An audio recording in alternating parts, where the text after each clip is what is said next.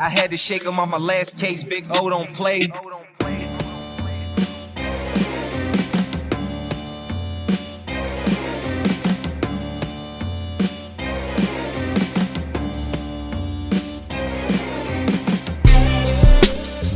All right, guys, welcome back to another episode of the Muskie Hunks podcast.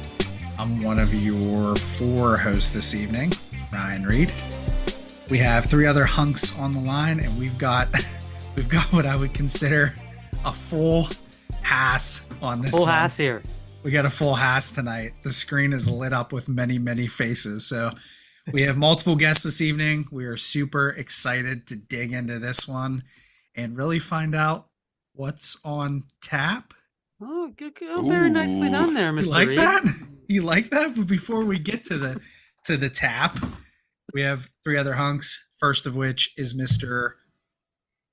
He's looking very Amish tonight. Mr. Tom Venata. You know. What's going on with his beard?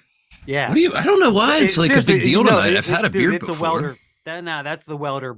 That's like a welder goatee. Really? I was going to say he's going to struggle to get a full bowl cut for the Amish look. Yeah. I did meet a legitimate Amish dude, like a fisherman. It was interesting in Ashtabula. But no, not Amish. Didn't convert. Was he eating a muskie raw? Yeah, just like a popsicle. Holding it by the tail, just gnawing away on it.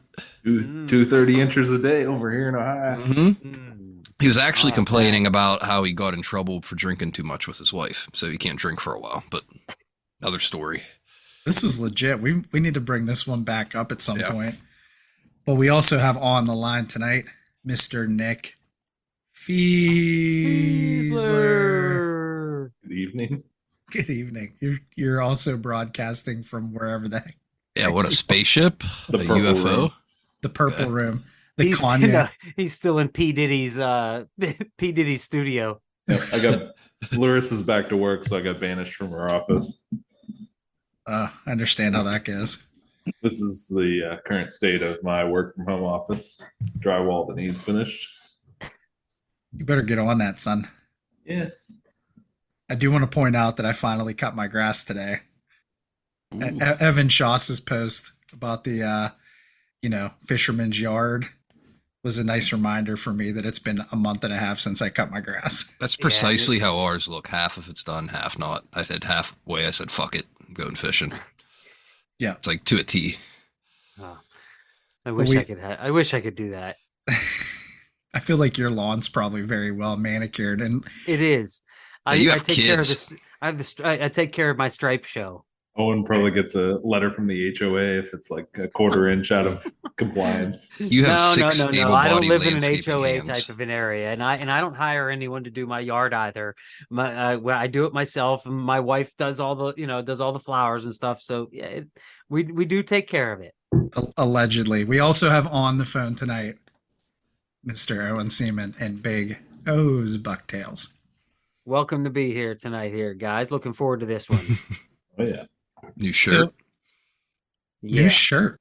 Are we going to talk about these shirts at some point? Oh yeah. So new shirts have just dropped here today, and I am very pleased with them. So they got basically the two colors, got the black and then like the heather military green, and those ones are really cool. They're a little bit lighter green than I was hoping. I was hoping for more of like a darker military green, but they're awesome. So I'll put some pictures up on Instagram, and if anyone wants any, let me know. I got hats too that I've put up there. People have ordered. I got to get shit sent out. So I'm not real good with the post office. Only available by boat on Canada Lake. Exactly. Mm-hmm. You have to pull up, Swim reach off to my pontoon boat and hand them to you. Wait till Weens on the Water expands the Dota.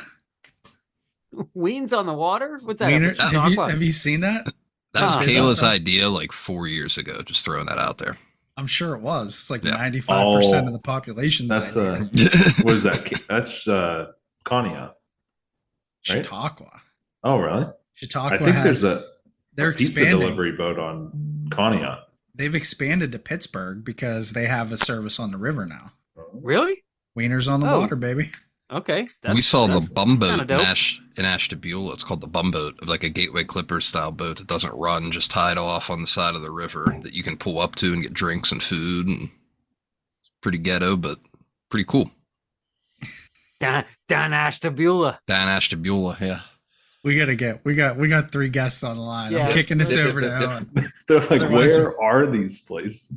No idea. So this is we wanted to extend an invite to some newer members to the podcast world, and I'll say this because we started this podcast I don't know maybe a year and a half ago, and we were by no means the first. We were following a long line of podcasts that had started, but when we first started ours, I kind of felt like no one asked us to come on and talk about our podcast or anything like that. But so I've really enjoyed listening to these guys' podcasts. So I guess I should introduce them first, and that is it Mante or Manti? Yeah, Manti, you got it. Manti. Yeah. Okay, so Max Manti and Gus Manti, and then Brian Eckel, who are the 3 hosts of the Muskies on Tap podcast. So welcome, boys. All three of you have taken the time out of your night to join us here tonight. Thank you. Yeah, No, thank you for having Thanks us. for on. having us. Yeah, we really appreciate it. I'm fired up. So let me first say, like, what made you guys say let's start a podcast? I think Max can take that one away. He's the one that was itching to do it and just kind of dragged Brian along. But I mean, we would always just kind of shoot the shit after long weekends of fishing, and Gus was getting into his guiding career, so we figured what better way to kind of just recap these weekends. We always talk like we'd be on the phone on the way home or whatever. It's like, man, if we just had a mic, recorded this, maybe some people would be interested, because we just we'd always try weird shit. We'd fail a bunch, every once in a while we'd do something cool. Or like, it'd be nice, like on these long car ride homes, to listen to this stuff, so figured why not just give it a try. And I don't know, we're on episode, what, Gus, 10? So 10, yeah, I think 10 still, tomorrow. Still in its inception, but I've really enjoyed doing it. It's been a blast. That's awesome. So for our listeners, you guys are I don't want to say, it's so hard for us to gauge where our listeners are from. I mean, you look at the metrics, and we definitely have listeners from outside our local area, but I would say the Western Pennsylvania, New York, Ohio area is kind of our main listener base. Mm-hmm. For our listeners, you guys are based out of Wisconsin, right? Mm-hmm. Yep. And like, are you all northern Wisconsin, or where are you guys all in the same place, or what's your deals? So I'm right now in Eagle River, Wisconsin. That's northern Wisconsin. And that's like Muskie country. So you're guiding, right? Yep, correct. And then as for all 3 of us, we were actually born and raised in Appleton, Wisconsin, which is really close to Green Bay. And Brian, you still live in Green Bay, and then Max is in Minneapolis right now. Unfortunately, okay. Yes. So Max, you had mentioned before we got started that you are a member of the bar, but you're not practicing. What do you do out in Minneapolis? Yeah, so I'm in my spare time outside of muskie fishing. I'm working in commercial real estate, and been doing that for a few years now. So you get to write all the fine print. Yeah, pretty much. It's kind of a nice change of pace.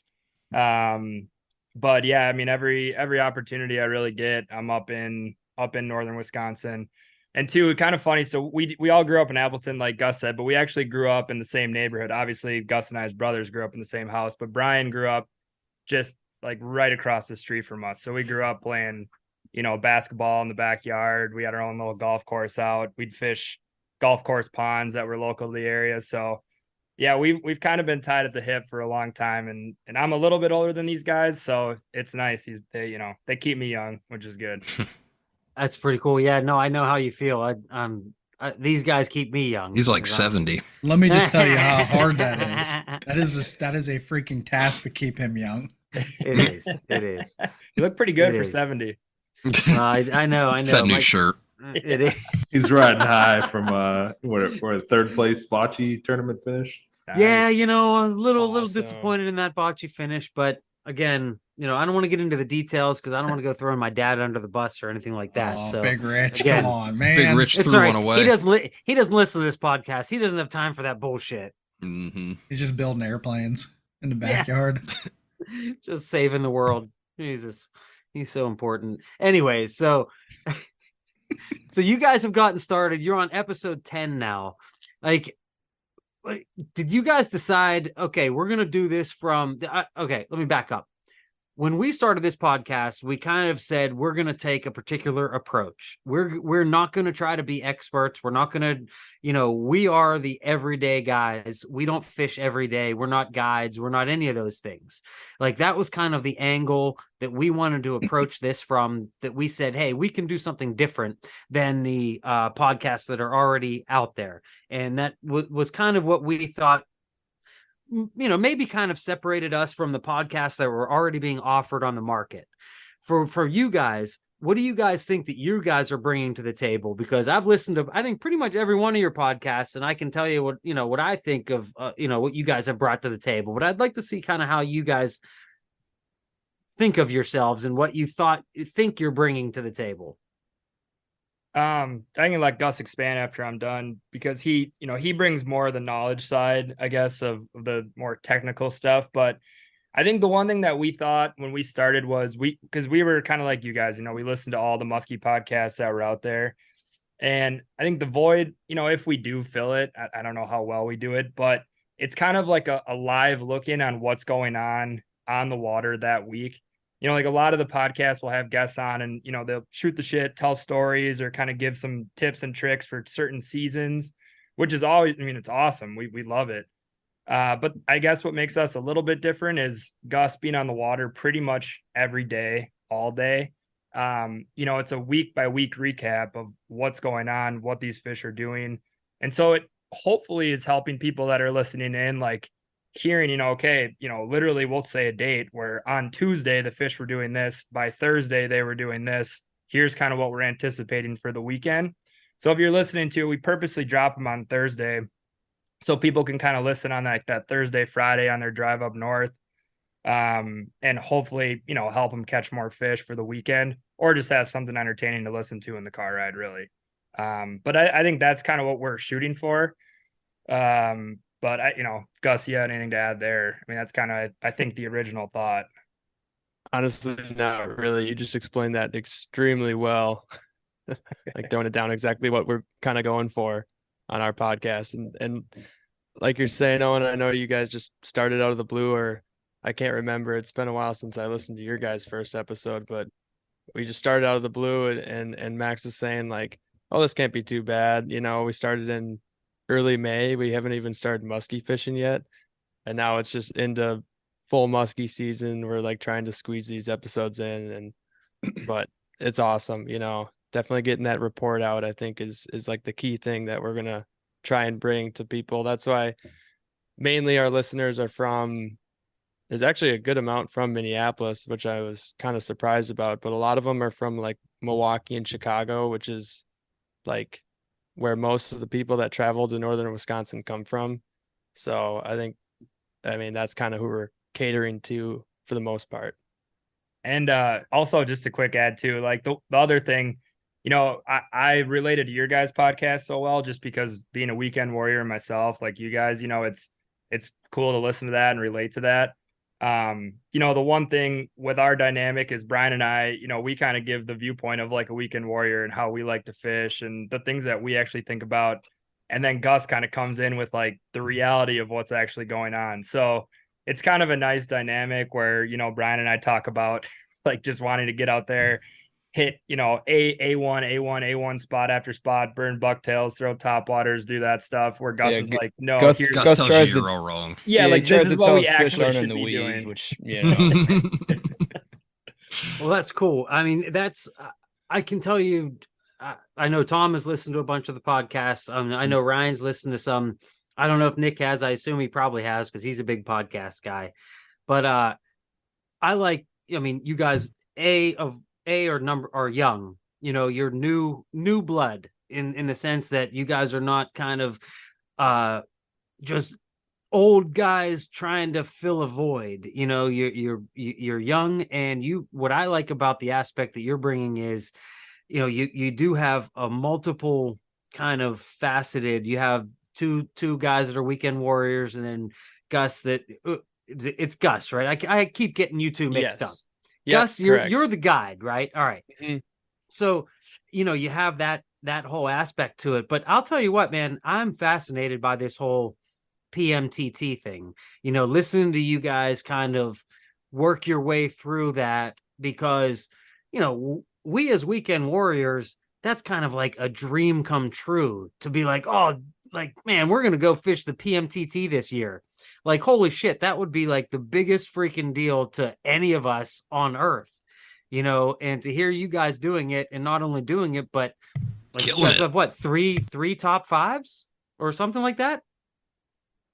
3 top 10s in our last 3 PMTTs, and I think the one from last year was our first ever. So far so good. Not too bad. Yeah. I like Yeah. what I wanted to say this too, because I started listening to you guys this week, and I honestly, like you had mentioned, Max, like we all listen to Muskie podcasts. Like one of the things that you said in the first episode was like, hopefully this is not, you know, it's not, there's room for another Muskie podcast, right? Like, dude, there's always room for Muskie podcasts. Like there's, for those of us that drive, like I drive an hour and a half to work one way every day. So can never have too many Muskie podcasts in my opinion. But what I really am digging about the On Tap podcast and what you guys are doing there is just the realness of muskie fishing, right? Like, Yeah.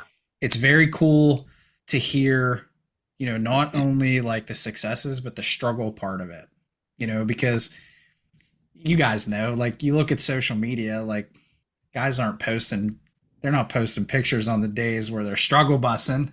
You occasionally get that sunset photo, but you know, like the realness of struggling on home waters, like where you guys were talking about being on the chain there, you know, that's the kind of stuff I enjoy. And it's, you know, it's just part of everyday life as a muskie fisherman. You know, there's probably more failures than successes. So that's very cool. I think you guys are doing a great job with that aspect of it. Appreciate Yeah, that. thank you. Yeah, and like, you know, with Brian and Max being the weekend warriors and then myself being a guide, I mean, I'm young. I just got into this guide thing. I mean, this is like the first summer that I'm kind of really doing it and trying to like pursue this passion. Last year I was able to get, I think, about a dozen trips as kind of my first year. But I mean, that's another thing with our podcast is, even though it's the 2 weekenders and myself, like we're just going to talk about the struggles. Like I know I'm still going to struggle a lot, and I would assume most guides out there struggle, and like you're saying, Ryan, like they don't post about that stuff. So that's another real thing that we're going to try and bring. Like we're going to talk about those days that just absolutely kicked our ass, and we're going to say why, say what we're doing, maybe say what we're should have been doing, you know, all that good stuff. But that's kind of what we're striving for. I feel like that's a big thing too, that like people, when they're like first getting into it and just looking at social media, they're looking at like all the hero shots and stuff. And, you know, I mean, realistically, seeing fish follow is a successful day when you're out there, really, you know, most days. So, Yeah. I mean, for example, today didn't visually see one, but I think I marked like 8, you know, and most of them were very close to the boat. I did some trolling, and I mean, I don't know if you guys have ever messed around with it, but with live scope, you can point it back and look at your lures while you're trolling. And I think 3 times I ran over a muskie's head, and they like spooked from the lures. I'm like, you're not supposed to do that. You're supposed to follow them and eat them. Are you kidding me? line drug over their head. What was that? Oh yeah. Oh, I think there was like 2 times I can count where I marked them on side, saw them on live scope, watched the rod like move, and I'm pretty sure the lure like hit the fish. Yeah. Nothing, like it didn't try to Just eat it, just like the bill caught on them, yeah. bounced Now, over. for someone who has never used live scope like myself, like when are you trolling and you're looking on your side imaging and also running the live scope behind you to watch the baits running behind you? Yes. So I got to set up so I run a tiller boat, and that back console, I have one 10-inch screen, which I run my mapping, 2D, and side image. And then we have that ice fishing bundle for live scope, which is just like it's a separate entity running on its own battery.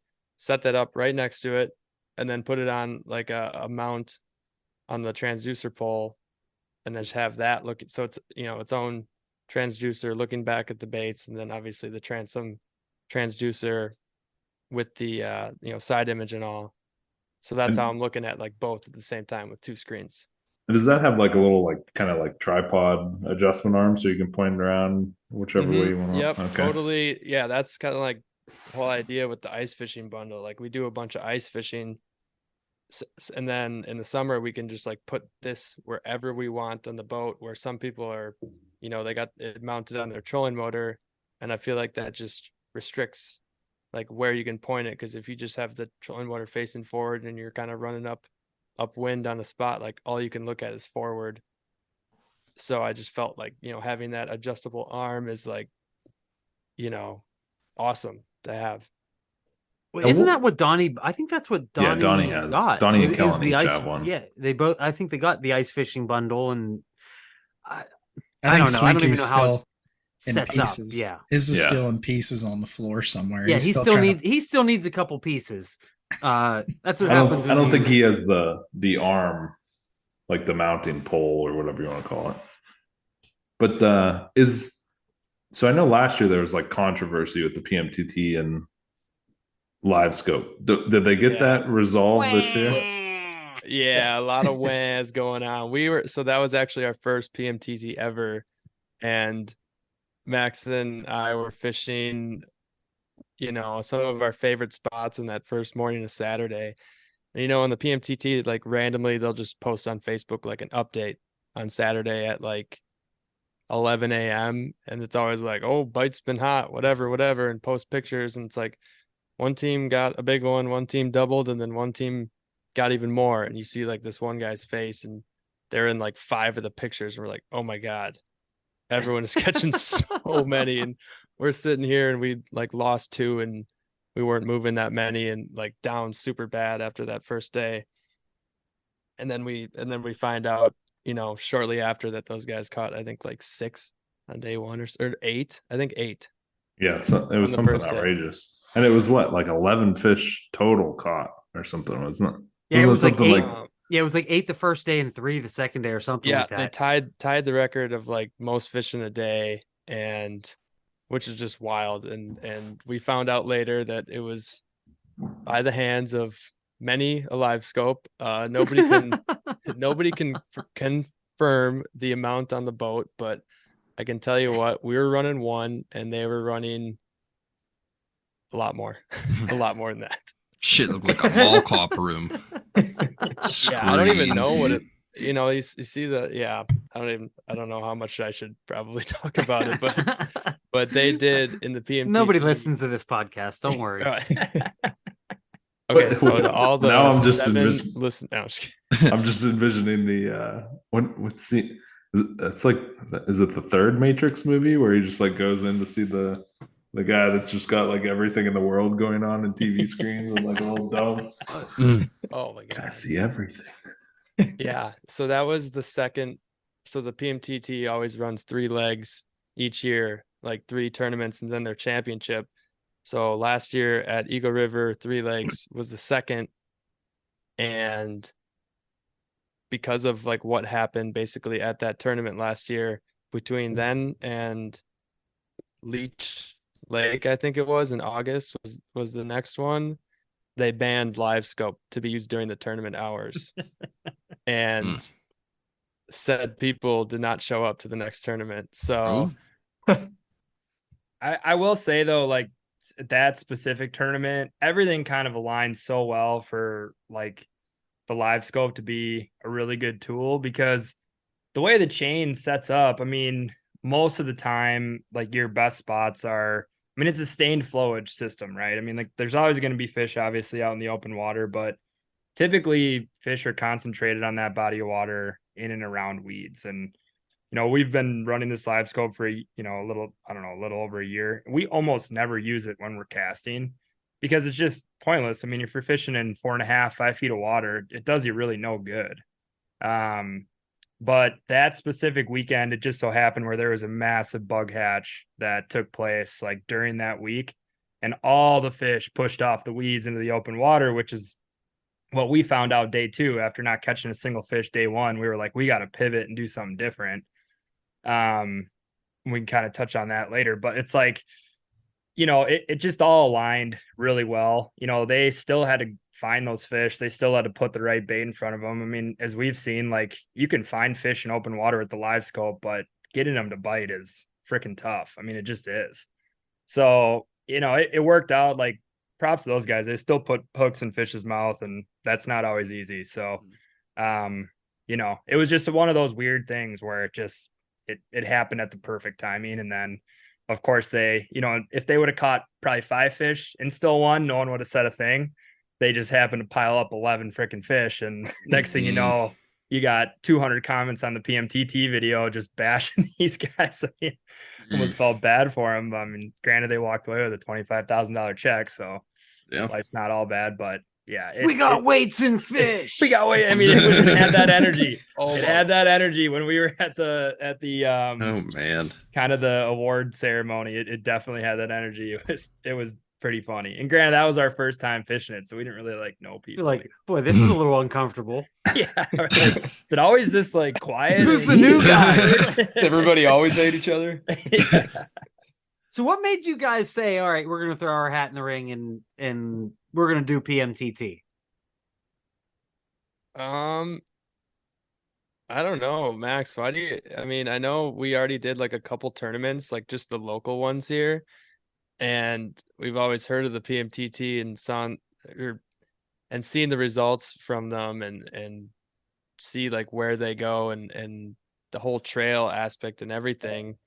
And we just knew that they always came back, which they don't anymore, which is a bummer, to our home waters, the Eagle River and Three Lakes chain. So we're like, let's just try it. I think that weekend was open. I can't remember if we wanted to do it 2 years ago or not, and we just couldn't, or it was just last year that we're just like, screw it, let's just try it, see what happens. I mean, what could go wrong? But I mean, I know for me it was like at the time, Gus, I think you were thinking about going into guiding full time, so I think there was an angle there with just like getting your name out a little bit more if we were to do okay in a few of the tournaments. I feel like that always, it doesn't hurt your guiding business. But I think for us too, there was definitely like a competitiveness thing that we needed to fill. I mean, we grew up playing sports. I played competitive golf all my life through college, played hockey all my life. Still playing. Right. We got another competitive golfer on the podcast. Yeah, all three of us. All three of us are big. That was a prior life of mine. Oh, okay. We'll have to definitely chop it up about that after maybe we sign off. But yeah, it was one of those things where like it kind of filled that competitive void. And then like Gus said, I mean, I think we were just like, hey, we're on our home water here for this tournament. Let's try to compete with the best, and we'll probably get our ass kicked, but might as well give it a shot. And then once we caught that first fish, like the adrenaline rush, I mean, it was a 31 incher, like literally a fish I'd probably damn near shake off on every other day. And we were like freaking hugging, high-fiving, going nuts in the boat. We're like, we just caught a fish in the PMTT.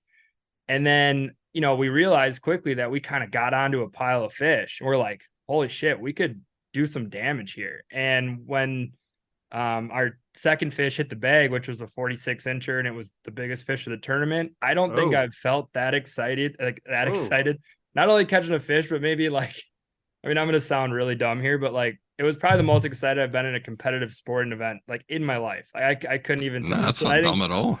The adrenaline rush was like a total hook. And we're like, yep, we're doing every single one of these. That was also your PB, wasn't it? Yeah. At the time it was my biggest That's fish. wild. And the story on that's kind of funny. So we were trolling day 2 because we found out about this bug hatch kind of late in the game, and we're like, it's actually before you get started there, that's actually on my list of questions. Do you guys troll or cast mainly when you're in these tournaments? Cast mostly. pretty much cast mainly. I mean, it was only just that bug hatch happening here on the Eagle River chain that like made us would want to do that, because we felt like we had the upper hand of knowing the spots a little bit better than other people. But other than that, no, we just mainly cast. And excuse my ignorance, but what are the rules for trolling in the PMTT? That's Still a good one rod. question. Yeah, it's one rod per person, Okay. so only two. That makes fair. That makes which sense. We found out at Madison, where you could troll 3 per person in pre-fishing, that doesn't matter. Like, even if you're at a place where you're allowed to troll 3 per person, you can only troll 1. So that was a good clarification. I didn't realize that until last tournament as well. So Okay, cool. So sorry to interrupt there. No, you're good. And it's a good question, because last year at the time, like, we almost never trolled ever. And there's no better example of that than our setup we were using. So I think Gus could probably touch on that, but the reel we were using to troll was like ancient. it's the old school Abu Garcia 6,500 round reel Uh-huh. with the clicker. I think If it ain't broke, don't fix it, you know? Right. it's Yeah. I know, I still run it, and it's Those have dad's caught a lot of from fish. 20 some years ago, I want to say. Clicker still works. Yeah. Drag, They're not like so much. refrigerators. They last a year now, and back then they lasted like 40. Forever. Great Yeah. grandpa's Abu Garcia. I I don't got think it's 3 of those reels sitting right in front of me. Uh-huh. it's never been serviced. So we're trolling, and we go over this fish that we marked on side imaging, and just showed up like huge, right underneath the boat. And so we're both like, there's one. We turn back right as the lure is going to go over the head of the fish, and we realize that the lure had actually blown out of the water. We're like, no way.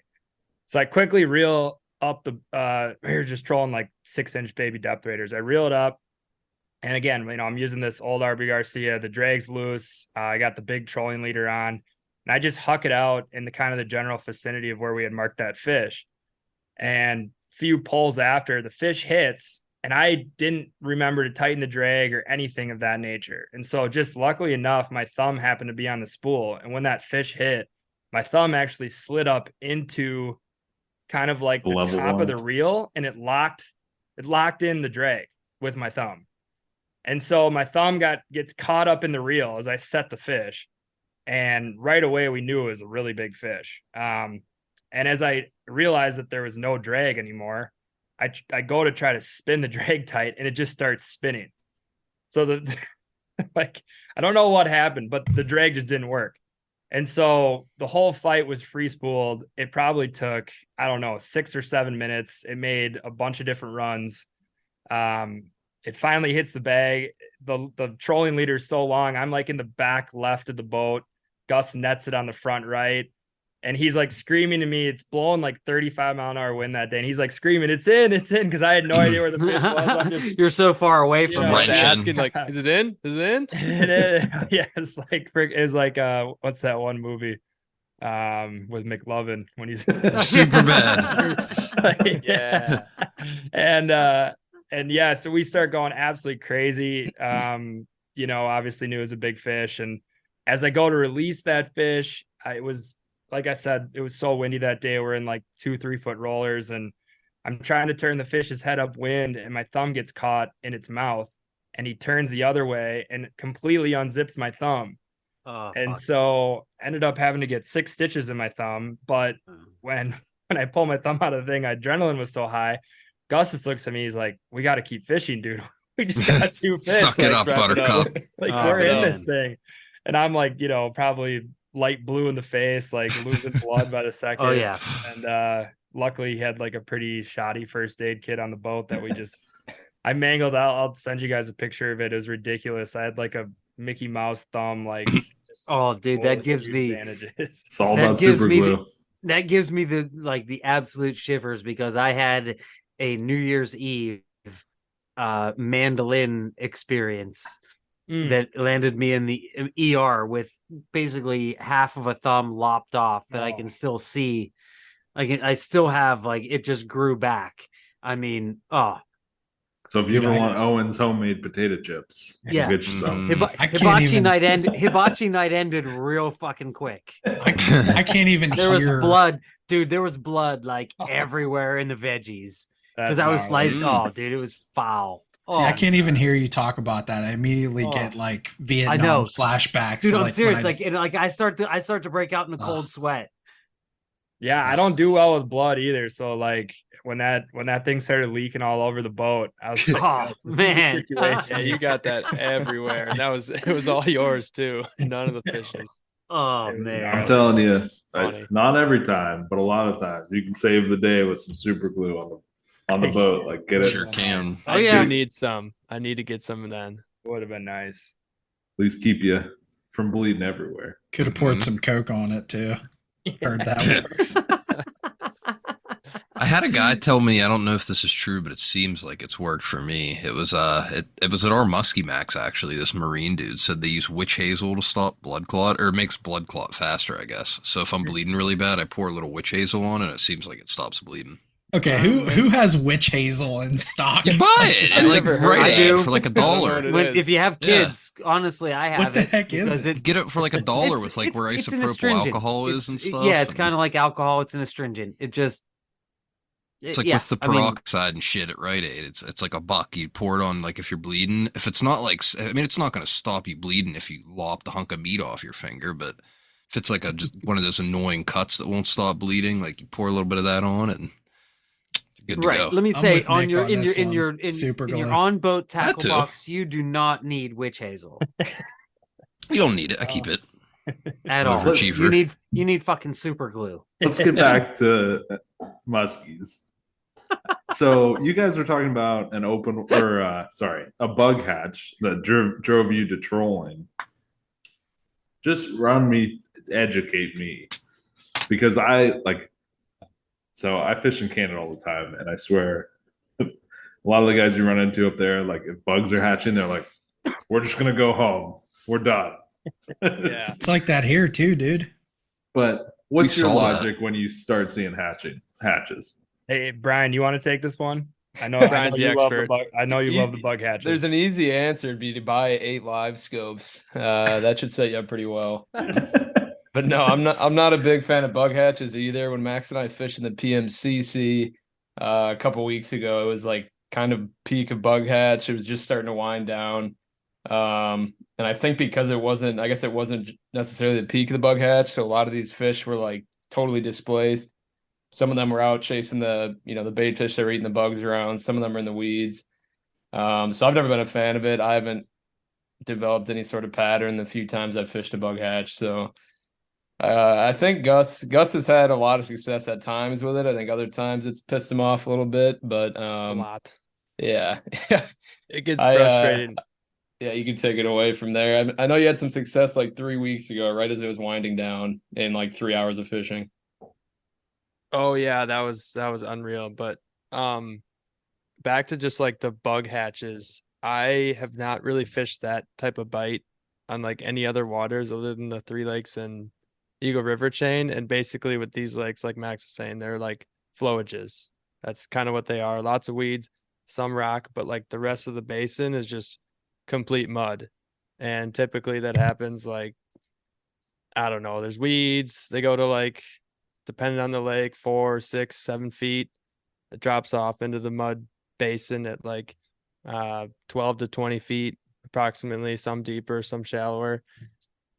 And just like the mayflies emerge from the bottom, and it usually starts like mid-June, maybe early June, to like really start going, and then kind of rolls into pretty much like right now. And it's also the same thing with walleye fishermen. It's like, oh, you see a mayfly, it's just like go home. No one wants to go just bottom troll crawlers on like the bottom.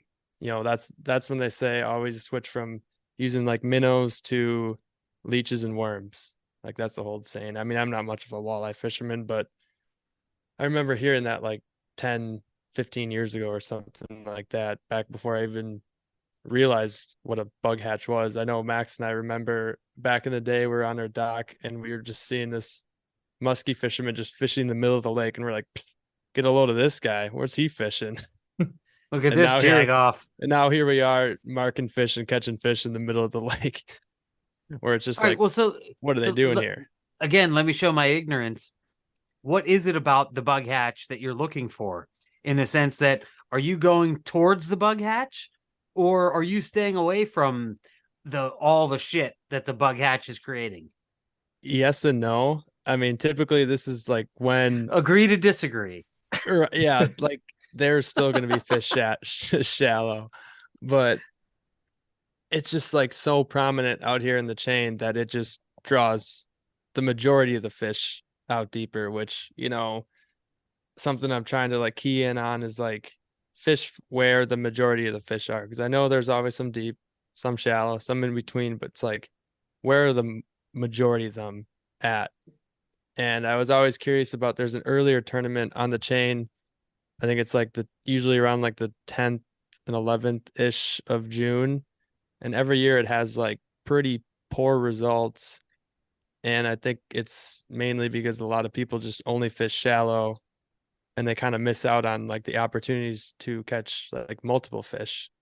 And with this bug hatch, I mean, it's the fish just roam. I mean, when the bugs come up, okay, let me back up on that. So basically, there's going to be like areas that the bugs are going to come up more often, and then they're going to like be gone. And I know Brian and So Max, do we think the muskies are not feeding on bugs? Are the muskies feeding on What's the feeding fish on that the are bugs? feeding on the bugs? Right. Correct. That's going to draw all like the perch pods and walleyes out there. I'm not sure about bluegills. I think that was like during the time that they're spawning, which is kind of why there's somewhat of a mixture of some really shallow fish and then deep fish. It seemed like we were having really, really bad luck on like weed edge or like mid-depth fish. Seems that they're extremely shallow or deep, not deep, over deep water, but typically not deep in the water column. I mean, we ran over a couple muskies that were sitting like 1 to 3 feet under the surface and like 12 to 15 feet of water, just chilling, waiting for, schools of perch to kind of like rise and fall in the water column, kind of following these emerging bugs that, come from the bottom, but ultimately hatch on the surface. So, because I guess, another really quick thing, I guess, just to touch on too, because like to answer the question with like kind of what is it and how to see it, it's almost comical what it looks like on your 2D, where you'll see the transition from like a hard bottom to then the muck where the bugs hatch, and your 2D will be completely blank. And you'll kind of roam into these mud basins, and it's like right as the transition happens, your 2D will just light up to the point where it almost looks like it's malfunctioning. It's just totally covered. Static, essentially. We were seeing that this spring. We had no idea what it was. I was asking Tyler what it was. I had the same thing going on mine, and I'm like, what the hell is going on here? Like the entire thing is covered. And I had never fished my lake that early in the year. So, I mean, I don't know what were the water temps back then? 56? 40s, 50s. Yeah, no. We were like low 50s. Okay, I thought so. Whatever it was, right. At least at one portion of the lake, we were having a pretty significant bug hatch, and I had never seen that on the 2D. Yeah, it's crazy. It's like your whole. Is that going to focus in? It did earlier. Yeah. Yeah. It's like your whole screen just lights up, and you're like, "What is this?" Yeah. And this picture, for example, is like only bugs, and like that's what we'll kind of look for as a starting point. And then when you kind of just circle the area, you're going to find like these big balls of bait underneath it, which I assume usually are just like shiners or perch or something like that. Because I know that wants to eat bugs. Mm-hmm. Yeah, and I know there's some like big minnows that aren't exactly panfish in the chain that I'm pretty sure muskies eat, because they eat some of the smallest lures of probably anywhere. Somehow in the chain. We have some bodies of water here where muskies eat notoriously small baits. We're talking what are the extreme 4-inch, the 3.5 B&N 4-inch minnows. Probably like 3-4 inch baits. Yeah, Max brought up that one like crazy solo adventure I had of open water trolling. every single fish came on a like number 7 Shad Rap or number 6 or something like that. I can't remember the size. Just like a tiny little 2.5-inch bait. Hmm. And I don't know if it was like just the weather that day or if it's like these open water fish just want to key in on those tiny little fish that are eating the bugs or something. I mean, it was That's something what that I kind of stumbled on, and hopefully it works next year because that's kind of ended here. But That's something I always wonder because it's like it's something I always notice with like the St. Clair guys. It seems like the late season walleye guys catch more like of those like fat hogs late on walleye, you know, like or what do you call those? Uh, whatever they are, you know, little like a walleye shad or plugs. something. Egg sinkers. No, there's still like a. Anyway, I'll think of it. Wiggle Hottentots. wart kind of thing. Yeah, Hottentot. That's it. Boom. But they- that was in your mind. Yeah, but they get those like enormously huge, fat, just fat head to tail, and like near me, we have the same thing. Like in that late season, we get gizzard shad that just move in, and like they're essentially like a moving wall in the water. It's just like you when you troll out there, you literally every hook is just fouled with shad. Oh my God. And I think like what's the size of the shad? 6 inches, something like that. But I think that's, you know, those little, I don't know, little baits are the way to go in that like overwhelming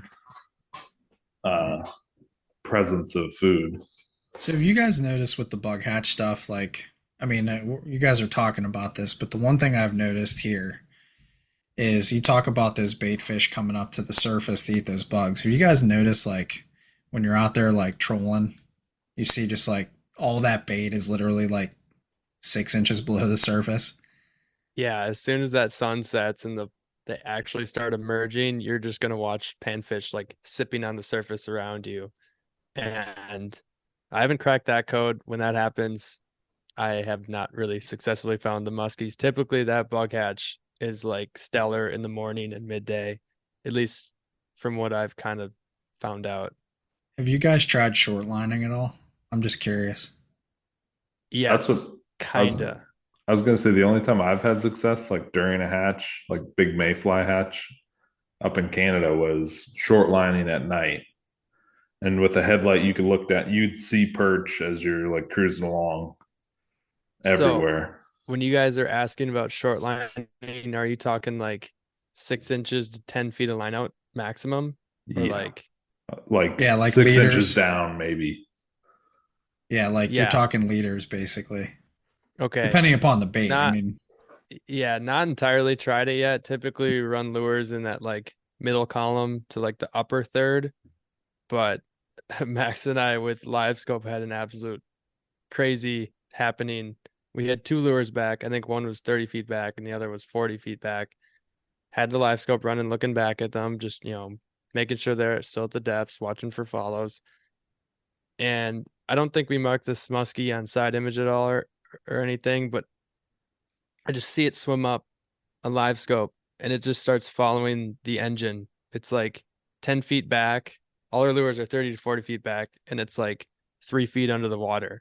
I'm like, well, what's it doing? You know, I had to quick grab a rod and like reel it up and like bring it up higher, and then it started following it. And I tried to like give it rips, and then it just left. And I think we turned around and I tried casting at it too after I set a waypoint, followed lazily, and then that was the end of that one. But You also had that fish a couple weeks ago. We had just like cut the engine, flew over to a spot and stopped the boat. We Oh were my getting the God. trolling rods out, and you pitched it 20 feet back, and almost immediately you got chomped.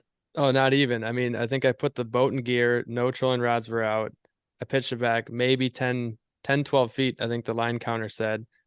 The boat was probably moving between 1.5 and 2 miles an hour. This lure maybe wiggled 4 times. And I'm just like, I got one. You know, Over I'm trying like to put it in the 18 rod feet of holder. water. I'm like, I got one. Like, and then it just thrashed and came off. It just, I don't know if it hit funny or the boat wasn't moving fast enough and the drag was too loose or something like that. But I'm like, you kidding me? Like, should we be using top waters right now? I mean, maybe. Top water trolling. Oh, I saw that today. There's an old guy road trolling 2 topwaters. Oh, Sick. baby. Sick. Dude, Yep. Larry Dahlberg, baby. Larry Been saying Dahlberg that caught for Muskie. years. Yeah, right. Yeah, you have. Well, Nick, last year on Nipissing, like the one of the only fish sightings we saw was you clearing rods, Yeah, checking bringing baits.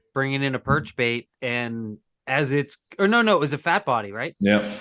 As you're about to bring the bait out of the Less than water, a foot of water. yeah, here comes a muskie after we'd been trolling for Yeah. Over what, 20 feet of water? oh yeah, at least. They're so dumb.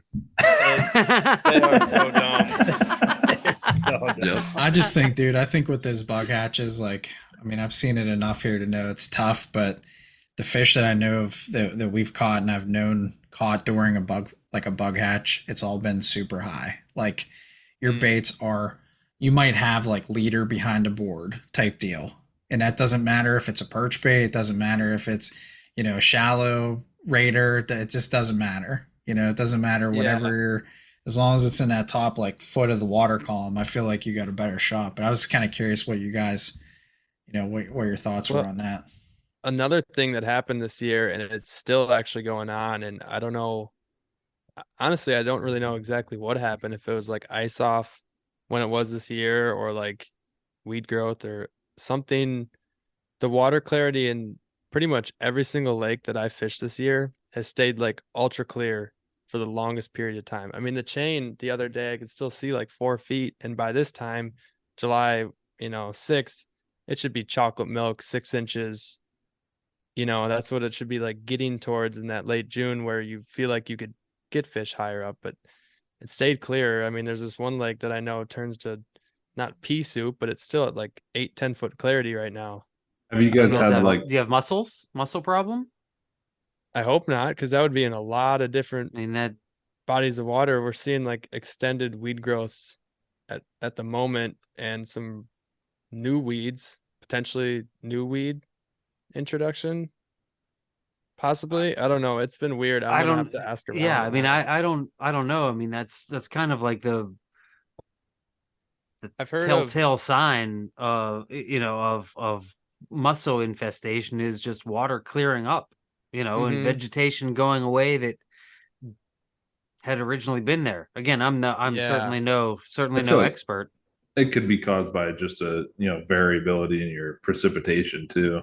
Yeah. If you've been dry as opposed to having a lot of runoff. Yeah, it's not rained at all this It year, was really. it was dry last year too. A lot of things were low. Yeah. So I don't know if that played a factor. It might there. just not be starting that nutrient cycle with the.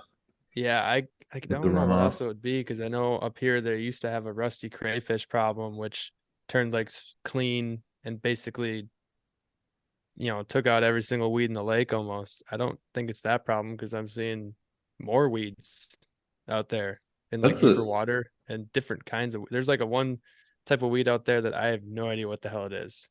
I've never seen it on the chain before, but it's bizarre, and I haven't figured out yet if muskies like it. So. Is that where the Not bluegill it's not gunk is that- sitting?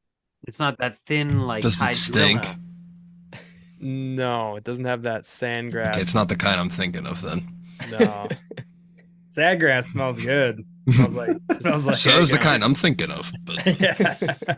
Smells like something you could pick up in Minnesota in a few days here, actually. Oh, Or Uh-oh. the UP. but yeah. but no, I forgot where we were going. I You was can gonna take it say, wherever you guys Memory want. loss. Smells like Evan's garage. Smells like Nick knows what kind of weed we're Smells like talking a about. skunk. Oh, the rusty crayfish thing. That's like a kind of wild, because it's in like all our game, literature here, but we've never really had any like substantial problems. But my understanding is that they like just clip off the weeds like at the base, I think so. and You that might have a better understanding than I do. I was just aware that I think there's a problem back in the day looking at like old school maps and talking to people that have been around here forever. So I don't know if it's a problem right now. It's just that those lakes that had that happen to them, they're still affected like this Yeah, day. I mean, are you tied into the Great Lake system where you are? No, it's kind of like a weird area. Like some lakes are connected to systems that eventually flow into the Flambeau, which flow into the Chippewa, which flows into the Mississippi. I was gonna say And you then guys are there's- all Mississippi. And then those are a little bit west of Eagle River. And then north of Eagle River, there's a few that are connected to like the Ontonagon, which eventually flows actually south to north to Lake Superior. And then typically where we fish, it's all systems that are connected to the Wisconsin River, which also goes to the Mississippi eventually. But no, You got the there's Menominee that goes into Lake Michigan. yeah, and then there's a Menominee. It's weird. It's like right kind of in, I guess you could say like Saint Germain-ish area. There's lakes that eventually flow that way, north, south, and east, you know. It's Right. kind of bizarre. And that's yeah. I'm never quite sure what is contained within what's considered the Great Lakes Basin. You know, Mhm. that entire waterway, because I know I've plugged the book before, but there's a great book about the entire Great Lake system called The Death and Life of the Great Lakes, that basically outlines all the ecological changes that mankind, just opening up the St. Lawrence Seaway, opening up the Erie Canal, opening up all these different seaways and bringing invasive species in. And it goes through the entire sea lampreys and, quagga mussels and you name it. It's really fascinating because I don't think we really often think about, like, how did our waterways get to how they are now? We have them as they are now. We look at them as we fish them and we deal with whatever, weed growth, whatever. But how did they actually get to, how did they become what they are? Now, if you're fishing flowages and reservoirs, obviously that's, it's flooded. But, in terms of, I don't know if you guys fish many natural lakes. I know there are a bunch of natural, I think, again, forgive my ignorance, but I kind of think of northern Wisconsin not unlike northwest PA where we are, where it's small kettle lakes, like natural glacial lakes that they were there. And we've had muskies here. Muskies are natural in like this tiny little lake that I fish, here in northwest PA. Is that what you guys have there? Pretty much. It's just peppered with random lakes that have no creeks or inflows and outflows, and they got muskies in them. And then there's all the lakes that are just connected by these little creeks or rivers, and they got muskies in them too. I mean, it's just like peppered up here. I don't know the exact number, but I think for sure over half of the lakes in all of Wisconsin, maybe even more than that, are just in this Vilas Oneida County area. I mean, I want to say if I put like an hour drive on the radius of where I'm at right now, I could probably get to multiple hundred muskie lakes and rivers. And About- it's a blessing and a curse, man. I'll tell you what. We have the hardest time. Like Brian's laughing because him and I, like, we're the worst because like there'll be lakes we want to fish and there's lakes we hate, that one of us may like and two of us don't like. And there's so many different types of lakes up here, which is awesome in theory, but it makes it really freaking hard if you're like you got 48 hours to fish over a weekend and you got to figure out, okay, are they going to be going on deeper clear lakes? Are they going to be going on small stain lakes, big stain lakes, river systems? And then just trying to dial it in and not give up on lakes too quickly, because you can literally drive to one lake, fish it for 2 hours, fish all your favorite spots, nothing happens. You can drive 13 minutes down the road. You could go from a 200-acre stain lake to a 800-acre deep clear body of water, 10 minutes away. And if that's not working, you could pack your shit up and drive another 10 minutes and go to a 3,000-acre lake. We've had days where we'll fish 3-4 different lakes in the same day. And, some days it works out, but then the days it doesn't, you kind of look back and you're like, Should have just stuck it out. should we have just stuck it out? And, Save some gas. yeah, it can really mess with your head a little bit. It's like I know there's a saying for it that's not coming to mind right now, but it's like the embarrassment of riches. I don't know if that's the actual line, but it really is, where there's just so much good stuff that it sometimes almost makes it hard to figure out what's the best at the time. I mean, That's our it. area is like the total polar opposite. I mean, if I drew a 1 hour radius around me, I could count my options on one hand. So it's like I'm looking at your guys' situation, and that's like sensory overload for me. I mean, that's going to be tough to become like here, like we'll throw Pymatuning under the bus again. We're going there all the time. You get really good at a lake when that's the only lake you're hitting, but in an area like yours, I mean, that's going to be hard to like become an expert on a lake, like get real tuned in with one lake when you're I mean, Gus, jumping around. how many different lakes have you caught a muskie on now in that area over just the last 2 Well, years? it's not just me, but if you total like between us or anybody in our boat, in 2 years we've caught, I think with like that new lake recently, I think we hit 29 different bodies of water Wow. in like 2 years. And you're in 2 different counties. Pretty much, yeah. That's Just just two crazy. counties. That sounds like my dream area, Nick. I wouldn't have to leave my county. You still Just don't. So Yeah, true. And this is the same area that Bill Gardner fished when he wrote Time on the Water, right? Vilas County. Vilas is Yeah, Yes. that sounds right. Yeah. Come on, you guys haven't read Time on the Water?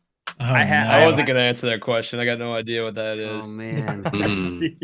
I was gonna say I know you guys are young. Oh, See again, no. everyone's just, oh, you don't look that old, and then all of a sudden here everyone's like, oh, I don't know what that is. Yeah, you can cut that part. No, I've tried to buy it a few different times on Amazon, Yeah, and it's like ridiculously expensive. So they have it for free on Kindle, but yeah, you can't find it like in print anywhere. Dude, Amazon ebook, it was like $5. Yeah, you got to keep an Right. eye out on eBay. yeah, but again, they that's pop up. Amazon ebook. Yeah, Okay. but I mean, you can buy the hard copy for $120 on eBay, or you could just buy Or the you can just $5 burn your retinas. Kayla found it for like $20 on eBay. You gotta like save the search, You- save time on the water on He eBay. is and so then you get the freaking emails. old. He is so old. He's literally like, oh, burn your retinas. How often do you stare at your cell phone, old man? What the heck is wrong with you? we'll do a book report. I'll listen on one of my drives, and then we'll report back on what we learned. There you go. Yeah. Owen's like, I read it from a scroll. It Yeah. really did From a well. stone. Listen, I found this in have- a cave etched in copper. I am so dedicated to audiobooks. I'm telling you, I've seriously begun recording my own audiobook of several Muskie, at least one major Muskie publication, just to have it to listen to. Am I gonna get to listen to Muskies on the Shield and read by Owen? Yes, that's exactly right. Perfect. Send it over. This is I'm what on old- chapter 2 already. This is what old guys do. They sit around on a Friday night and record audiobooks. I'm probably 30 audiobooks on the year so far. I'll send you my steelhead one, Nick. Recording? Man. No, You've listen to. No, I get this that. yeah. Get Oh, that. dude, yeah. I'm once audiobooks came about, my entire outlook on reading changed. I was Screw like, reading. I was like, Screw why the, reading. Why We're the, just why gonna the fuck listen. am I going to do this for myself? I can have someone else do this for me That's not actually while I reading. do something. like 7 hours to Canada. I'm crushing it. Yep. It's way more focusing than just listening to I'm tunes. listening to Muskies on Tap on my way to Canada. There you For go. 8 hours. Let's go. Okay. That's what I'm doing. For All right, 8 I'm hours. listening to Muskie podcasts. Here you Put it go. on repeat. All right, let me go to my notes here because I had a bunch of things I wanted to go into, and that Can is, I- I mean, first of I all, thought you were gonna I mean, play a Hold on, soundbite hold on, for hold on, us. hold on. I want to go No. back. I want to go back for a second. I just Back want it to up. ask this. I want to ask this question to these guys because I was listening to your podcast, and it seems like, when did you guys start muskie fishing? Like, how long has it been for the three of you? So our parents got a cabin up here. I just actually asked them today to kind of prep for this. It was 17 years ago, but that's not how long we've been muskie fishing. But I think somewhere in that span of, I don't know, 12 to 15 years ago, we each kind of caught our first. I know mine was off the dock. I don't know where yours or was Max or Brian exactly. I'm trying to remember because when we were really young, we started, once we grew out of the old bobber off the dock phase, we started casting like spinner baits and little 2-inch spoons. And shortly after that, we started catching a lot of them on silver spoons. I don't remember if we were actually targeting them at that point, but it started working for us. Kinda. I think we just went northern pike fishing all the time. Like every morning we'd get up at like 5 a.m., do that until like 8 or 9, and then eat breakfast with people and maybe, I don't know, nap during the day. That was kind of like our game plan when we went up, just like the Friday to Sunday. And it just kind of moved into finally we kind of all got our own muskie rods. And I think our dad got like a 6'6" in that Abu Garcia round reel I was talking about. Or maybe he just still had that and he got like a new, I don't know, Fenwick or something like that. And Max and I, we got 6-foot medium heavy with the smaller round reel, like the 5500 or something like that. And I don't know when that was. That had to have been 10 years. 10 years ago, Yeah. maybe. And it was mainly just like small little bucktails, mostly Meps. And I All right, remember. So for reference, how old are you guys? I'm 25. 24. And I'm 29. Oh, I would. I'd say You're the there's- old. You're I'm the not old the man youngest in the group. anymore. I just went right to the middle of the pack real fast. I Yeah, know. you did. You're the old. You're the old Nice. man in the group. I would almost say though, it's almost like has to be a 2-part answer if you'd agree with me, Gus and Brian, because it's like we started muskie fishing, but we had like a little 16.5, 16-foot Miro craft that, I don't even know if it had a trolling motor on it or anything. And like Gus said, Yeah. it had a trolling motor, yeah, little one. but we'd go out and like Gus said, we would mess around. But I would say, I moved up to Eagle River for a summer. It was 9 years ago. And that's kind of when I started to get the bug. You guys know, the bug, like when you get the musky bug, Wait, what do you? Wait, I don't know what you're talking about. Yeah. Never heard of such a thing. Shockingly, it was kind of a slow progression for a few years, but I would pinpoint like 4 years ago, we upgraded a fishing boat and we started to actually fish different bodies of water and targeting specifically muskies. It was probably about 5 years ago. And then I think when things really started to kind of go off the rocker with like just buying a shit pile of muskie baits and new gear and like just freaking out about muskies 24/7 and really not targeting any other fish was probably about 4 years ago. I was in Minneapolis with Brian and Gus was living in Eagle River at the time. And we decided this would have been like Claire. 2 years ago. That was 4 years ago. We were in Eau Claire. Okay, Yeah. 3 years ago. Yeah. So, anyways, I think that trip kind of really like tipped the scales from being like, weekend warriors, kind of like liking to musky fish, but not being your entire life, essentially from the months of April through November.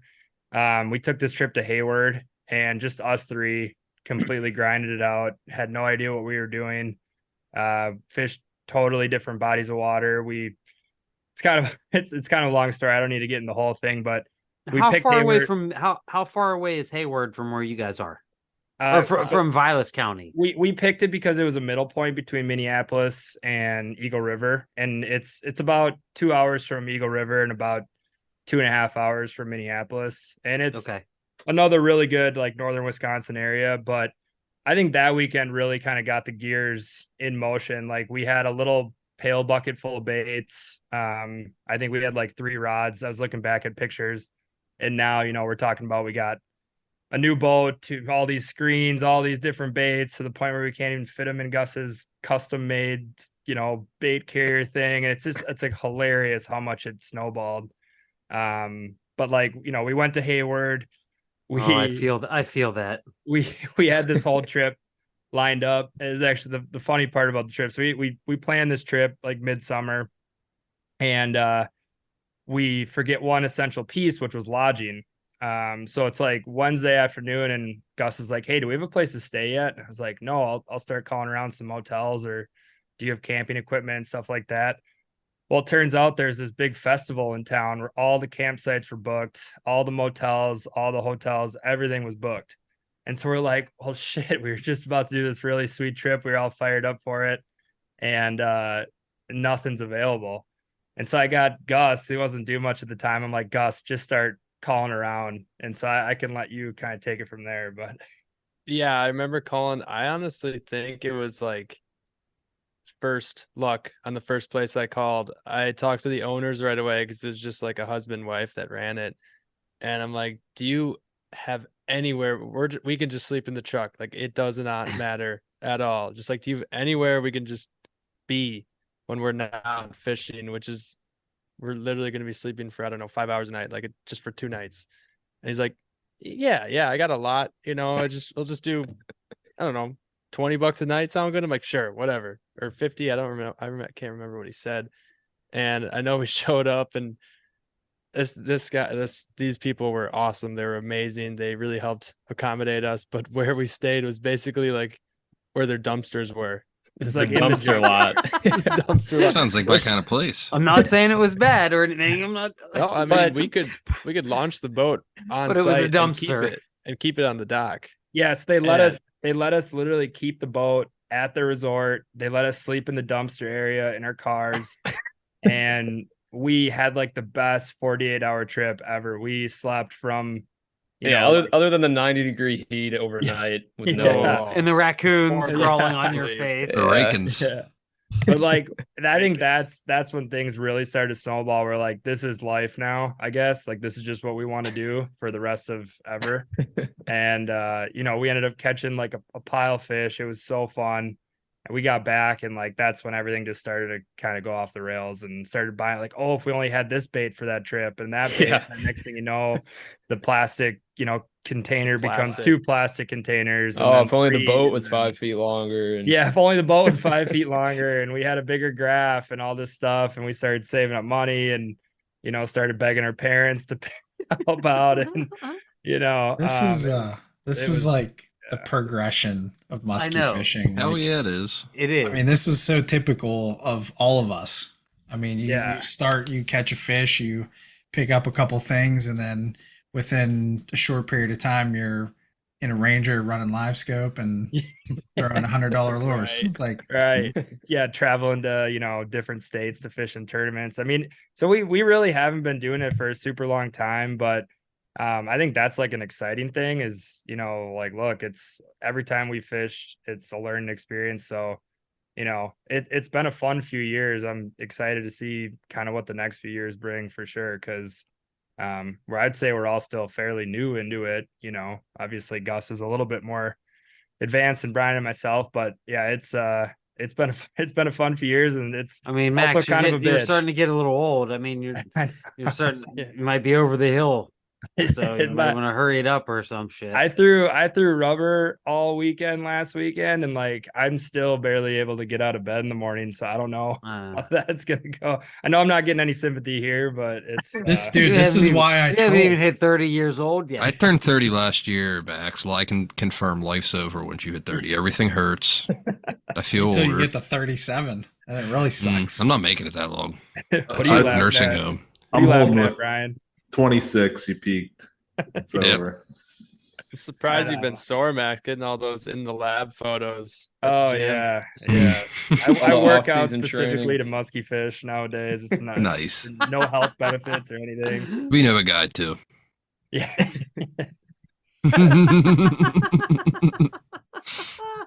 Owen knows him. Man. So Oh, so God. let me ask a little bit about the actual guiding service. Like, I mean, like that's a pretty big step to Jump. to make. Tom kind of looks like his brother. Just a little bit. Fuck off. I like my beard. Sorry, dude. Wait, what? He said we know a guy. Said Tom kind of looks like his brother.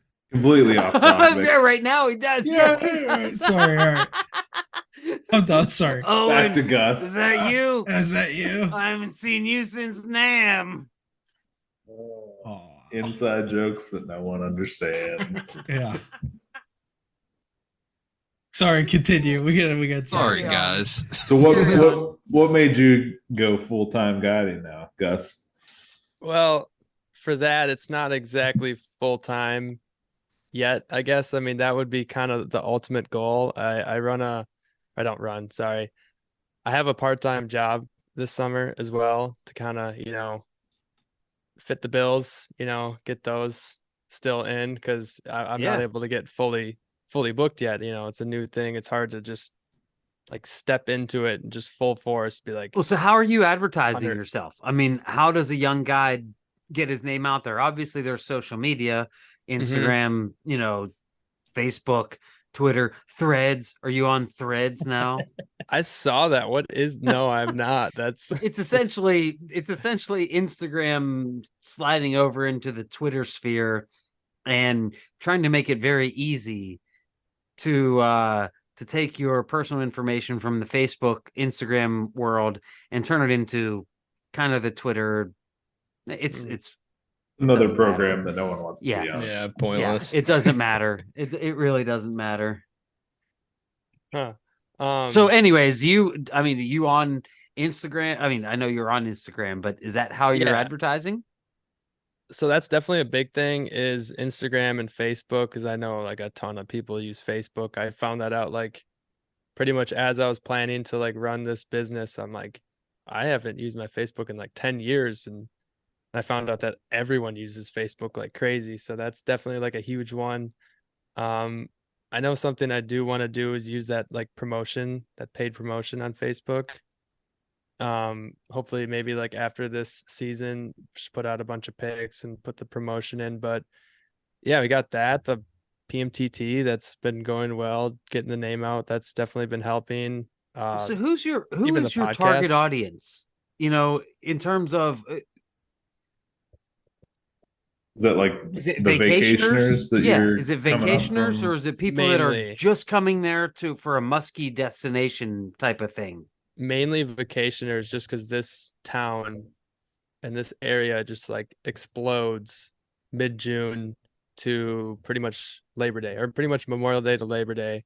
It's like the population, I don't even know the number, just skyrockets here. So many people come up from, like I was saying, like we're getting a bunch of listeners from Milwaukee and Chicago. Like those are big areas that people come up on vacation. There's a ton of people that they don't even spend like every weekend up here. They just come up like 4 times a summer, and they're like, I don't have enough time to own a boat, even for that matter, or go out fishing a ton, learn the waters. Those are the kind of people that I want to like advertise towards. And I have some business cards out around town, at some of the local shops, a few of the local lodges, and even just like recently now kind of like meeting some people from the area. I'm kind of starting to like, meet a few lodge owners and stuff like that. And I feel like that's really going to help, I mean, cater my referral business. base. Yeah, I mean, I quite think it's honestly, just- as a small businessman, your referral base is your Most bread and butter. valuable. Yeah. And as Yeah. a young person, you can't say, okay, you can't create a referral base without the years of doing it. You know what I mean? So at your age, like you're at the very beginning, man. Like like 10 years from now, 15 years from now, those issues aren't, your book is not going to be an issue.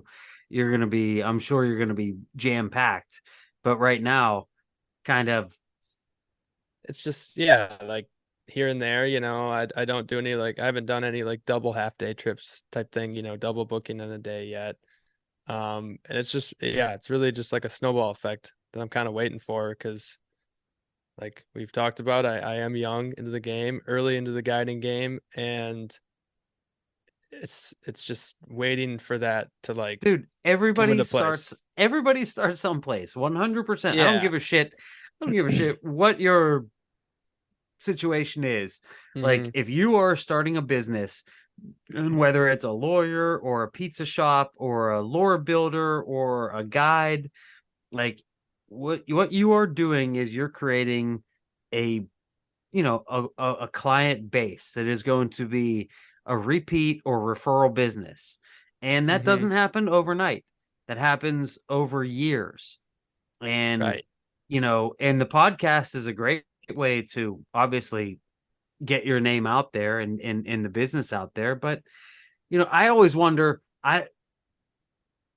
okay, the Midwest is a lot freaking bigger than people out here think. So Wisconsin and Minnesota are a lot bigger than people here think. Like, so just to say you're a guide in Wisconsin, that's a lot different. Like you have to like say, okay, like where people have to be coming to that specific area, right? Or do you travel to different areas to say, okay, I'm going to hit the bite on Green Bay? That could be in the future. I don't exactly have a big enough boat for that, probably. I mean, I've been out. Brian actually was with us. We were out on a day in Green Bay that just absolutely turned Terrifying. 30. Yeah, we thought we were going to capsize, and we were in a 22-foot Kingfisher or something like that. You were in a 22-footer and you thought you were going to capsize? Oh God, the waves Yeah. quadrupled. They went from like a foot tall waves to 8-foot rollers in 30 minutes. It was stupid. And so many Wow. people were out there, and we're at this launch that only like one boat could launch. I mean, there's a few on the bay that I know, like 8 boats can launch at a time, but the one we were at, only one. And there was like 60 boats trying to get in at the same time, going down this little narrow seawall that can only fit like There's a boat and Boat and a half wide, yeah. Yeah, so Trying to grease it with 40-mile-an-hour winds was and not I think doable. a lot of people were being really nice and like letting those smaller boats go first. But yeah, no, that's a totally different thing. Right now, I just cater to the Vilas Oneida County area of Wisconsin, and it would be cool to like chase some bites around the state, because as we saw going to Hayward, there's some damn good fishing over there to be had. And we're gonna get a taste How of that far is again. that from where you are? It depends. Like, there's kind of some lakes that are a little more on the eastern side of Hayward, because Hayward's west of Eagle River, and I think it's like dead west. I don't know if it's any more south or north. Give or take 2 hours, 2 to 3 hours, like 2.5, I think, is to downtown Hayward or something like that. Do you guys consider that a long drive for a fishing trip? Right.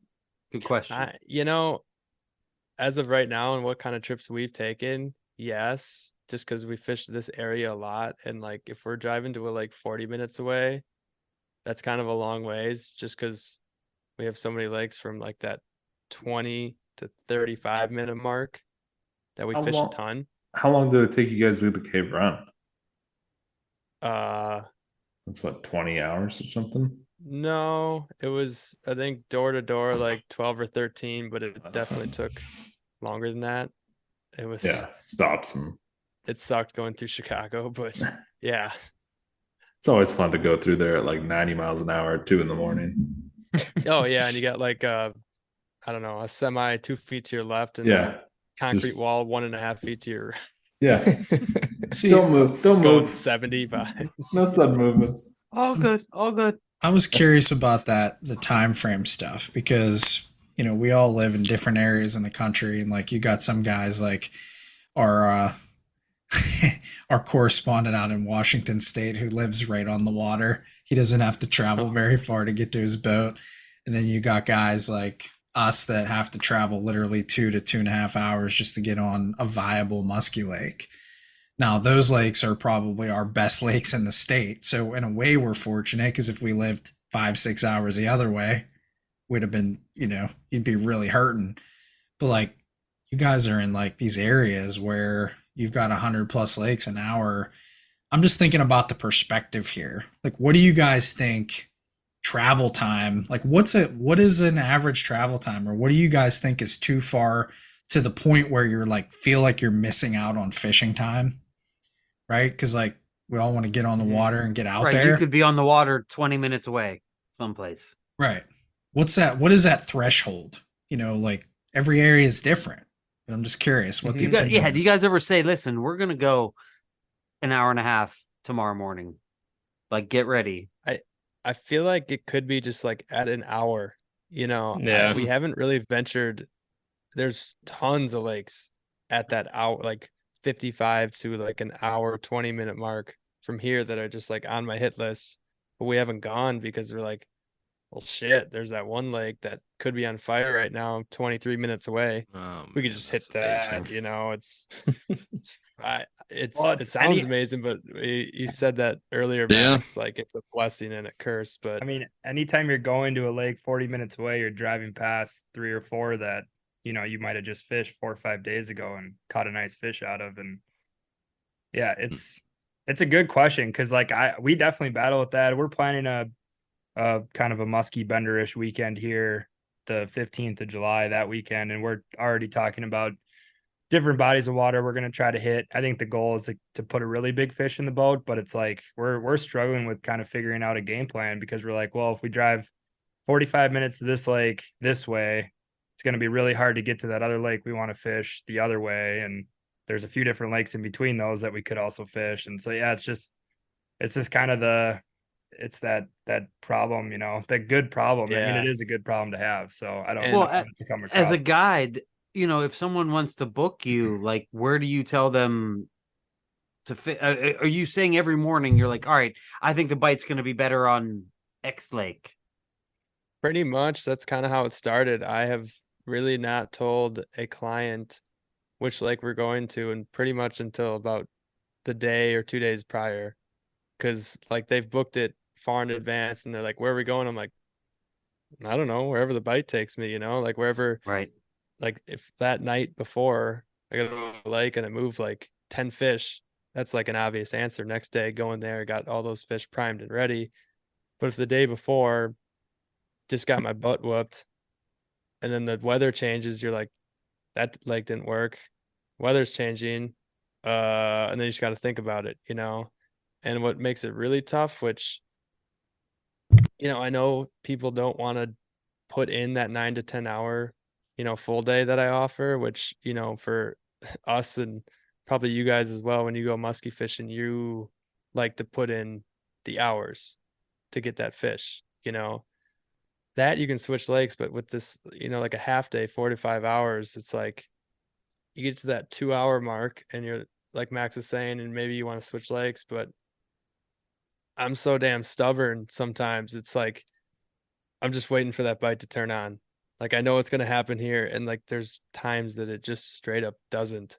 And you know, that just hurts because then things spin in your head and it's like I should have just taken the 20, 30 minutes to pick up and go somewhere else, and it could have been fire, you know, because there's always a fish biting somewhere, but it's just sometimes I find myself just fishing those same spots and beating my head up, you know, to a The old pulp. saying, it's 5 o'clock someplace, right? Let me ask this question too, because I'm curious about this one. Because you guys kind of gave us a quick little like overview of the size of the lakes that you have. You've got all these lakes in the area, and they're ranging from X size to X size. Like, what up in that area? Like, what would you say the average size of that body of water is? Because my mind, the way I think, is always from that trolling perspective, right? Mhm. Like, and a lot of times, like our reservoirs are actually pretty big here. Like you guys, is that a fair assessment? Like Pymatuning's like 16,000 Oh, yeah. plus acres. Oh yeah, our enormous. reservoirs are big. It's our natural Yeah. lakes that are small. Right. So, like, when I go fishing, 9 times out of 10, I'm on a reservoir here.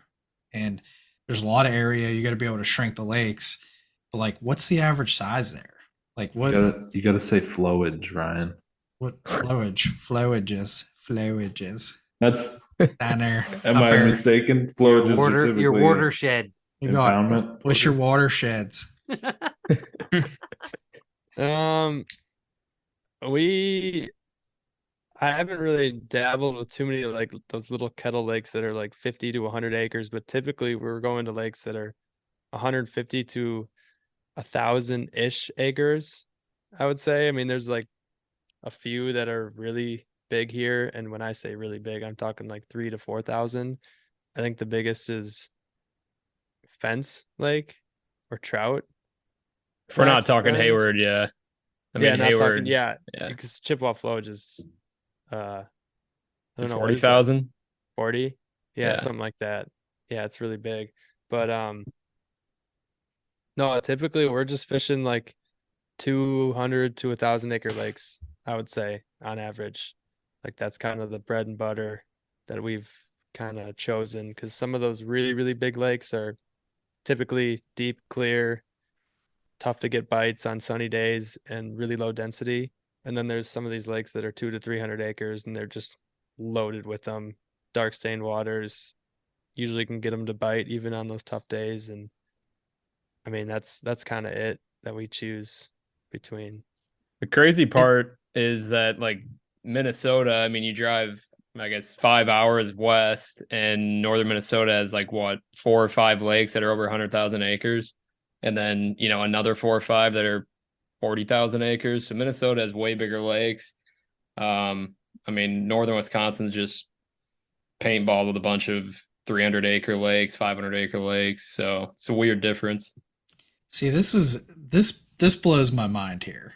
Okay, because when I'm thinking about the differences between basically us and you guys, like you've got a lot more lakes, like the sizes vary all over the place.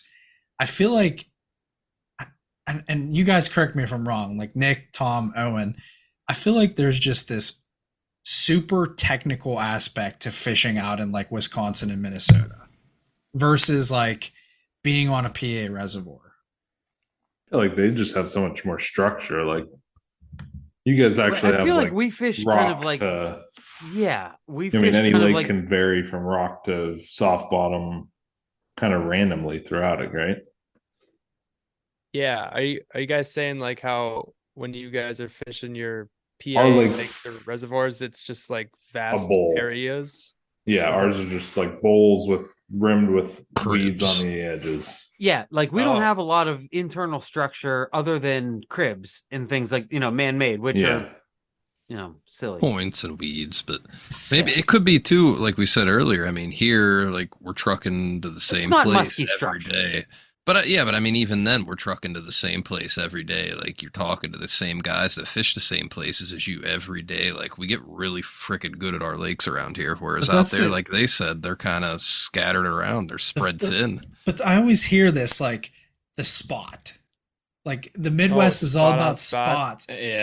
Yeah. Spot. Dude, I literally troll weed line How about the for spot like on the spot? 16,000 acres. Like that's all we Mhm. do.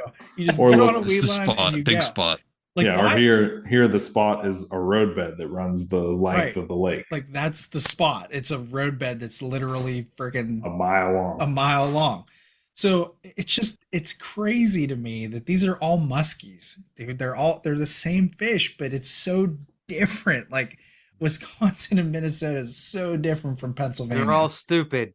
They're all dumb. all So you guys are like primarily trolling 100% of the time? Oh, No, don't lump me no. in with those dirty Yeah, not bastards, me. Brian. Yeah. I would say Hey, I would I'm on say your no, side, no. Tom. I would Okay. say traditionally our area is known for trolling, yes, but there is a ton. Oh of yeah, casters. absolutely. I would say our listenership, I would say probably is a Probably 50-50. Probably, Yeah.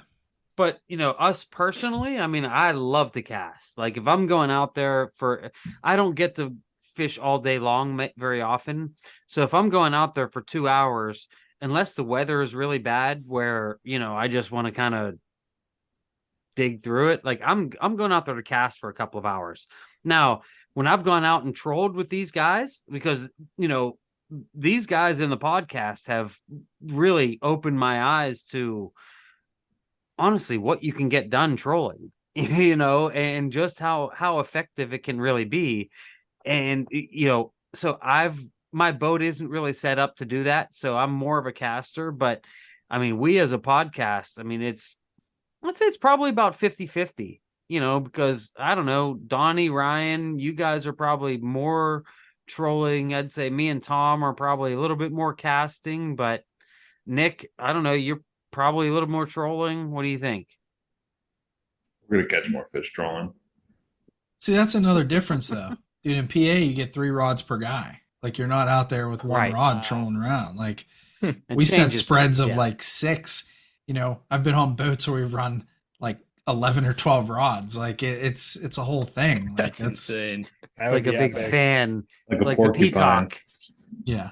But Ryan, I'm just The Oh, peacock. sorry. Go ahead. go ahead, Max. Oh, Yeah. I was just gonna say, I will say that I've like once we started trolling, I see where you're coming from because it is nice. Like there is some technicalities in it that are, you kind of got to dial it in, and it's not Oh, just dude, like there's a their own boatload of mind. technicalities that It's are crazy. just Like there, you can, I mean, you would can never have to really- deal with if you go out the cast. If you go out the Right. troll, you're adding all this technicality that the normal person just is not prepared or ready to do. Honestly, Yeah. I have way more respect for people that are, that control well. It's like it is not an easy task. You see some of these guys in the PMTT that do it really good, and it's crazy. Like we'll be fishing a, shallow flat and we'll see a boat come through trolling. It's like, how the hell are these guys doing that? Like I don't even know if we own the right equipment to even be able to like well, get baits through that stuff. That's what's the what like percentage of teams that would troll in the PMTT if you can only troll one rod? You know, I think probably maybe every team might troll for a period of time. I know when Nick and I go to Nipissing for a full week, casting every second of the day is tough. Yeah. But if you can put the rod, if you can, troll for an hour, hour and a half, and eat lunch and recharge your batteries. I mean, dude, that could be a game changer in a 2-3 day tournament. Totally. Yeah, and you saving can the find back more for sure. structure that you don't. Yeah, it's a great way to learn lakes. We figured that out, but That's what we 100% do to like pre-fish the tournaments, and honestly going to new bodies of water up here. And answering your question on, I think during the tournament, I feel like it depends on the places we've gone. Like I remember at Cave Run, it seemed like a lot of people were trolling to like that week leading up, just kind of doing the same thing we were doing, just like finding stuff. I don't know whether that be weeds or trees or whatever the hell they got down there. And during the tournament, Cave Run, I only saw one other boat trolling. And then when we were in Madison Chain, there was like a whole pile of them, just like crisscrossing out in the open water. And then, like Max said, like people running on the inside of us and stuff through like slop. And we're like, is there even a bait going through there? Or are they just pulling weeds? So they were running inside you casting one time. Yeah. Oh, dude, that pisses me off. Just like somebody yeah. on a Sunday morning, that fucking pisses me. Kinda off. like was that on a time. Sunday morning too. I'm like, dude, I throw bucktails at pontoon boats like crazy, man. Kind of like You that gotta- time Owen drove us on the inside of Tom and Nick on Canada while they were casting. Still My have that on dock was video. right there. you My gotta dock you is gotta right cast there. in those top washes. And we used to hate that shit so much here, just growing up fishing the chain a lot, where there's just a billion people here sometimes on the weekends. And we found out, instead of just getting pissed, you just toss in the prop wash, and we've caught and seen fish that cast. Max, remember that one time in the fall, the guy cut us off on that point that tops out at, well, there's stumps on it, and we're casting into probably 3 to 5 feet of water. Our boat's sitting in like 8, and he goes in between us and those stumps. He's like plowing, and they're like, "There's no fish here," and you Not move the fish the anymore. next cast. Yeah.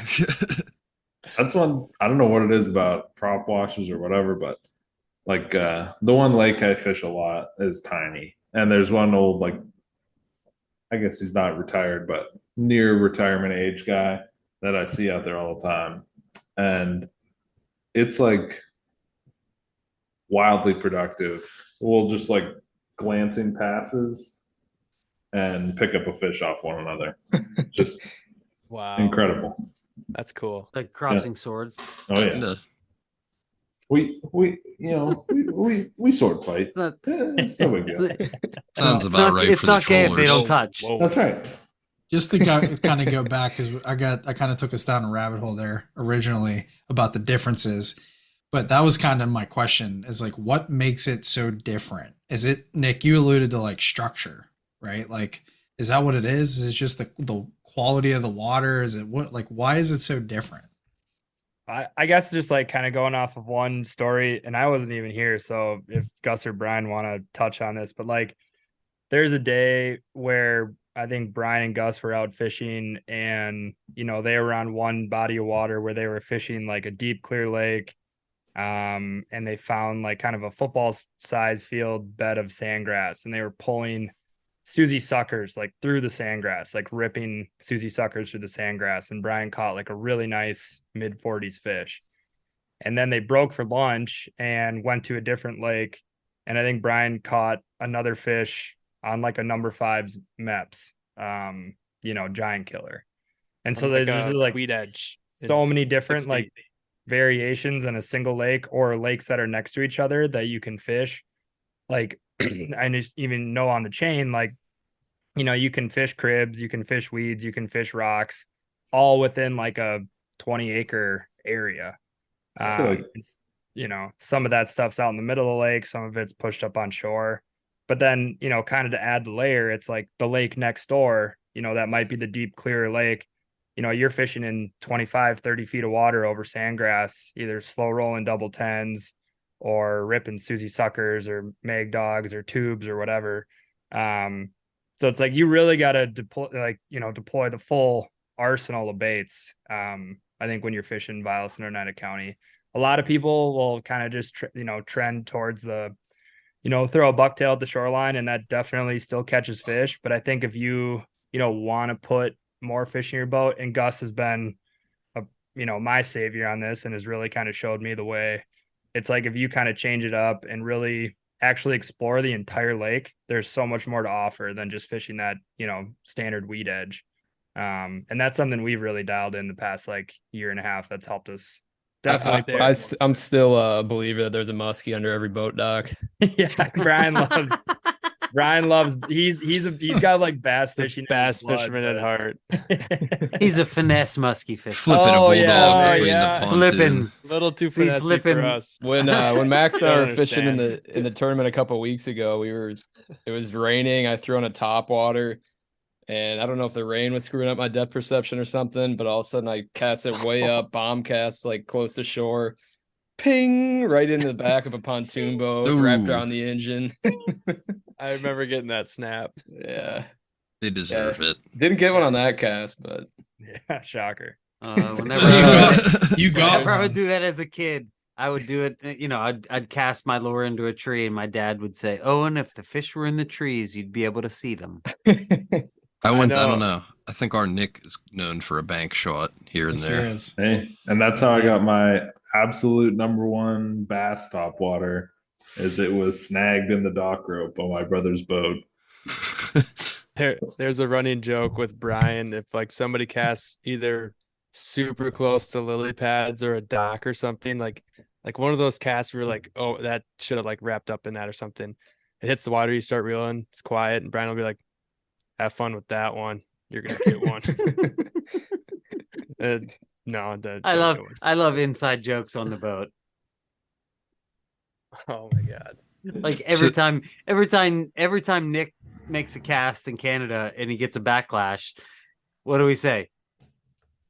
Can't even think now. First time out. Yeah, first time. Yeah. First time out. Yeah, first time. I remember there was this one time, I think it was me and a buddy who's not on no, Brian, were you during that with Jack? That dead silence for like 2 hours. oh yeah, And then all of a sudden, just out of nowhere, like we don't know if he's talking in like third person or something. yeah, that All of was a sudden me he that goes, said that. You're like, haven't gotten one to go yet. And I just started dying laughing. It's like, who are you talking to? I think we were silent for like the last 2 hours, just like dead casting it, like no faith in getting a fish. In the midst of a deep depression. Yeah. You thought that was going to rally the troops back up. Yeah, that was my pep Yeah. talk. Yeah. All right, so listen, I have one more note here before we end things, and it's something I think Nick might be interested in, and that is you talk a lot about which one of you casts crane baits. I love crane think baits. Max. Oh, okay. Yeah. Okay. You tried trolling them. So we need to. And it's a good thing. I'm really glad you brought this up, because I have definitely been interested in doing that. I think it actually could be really dynamite during that bug hatch next year to try that. But that was what Gus got his 44 3/4 on during the Madison PMTT, was on a crane bait when everybody was throwing, Big 10-inch blades. tubes, mag Huge. dogs.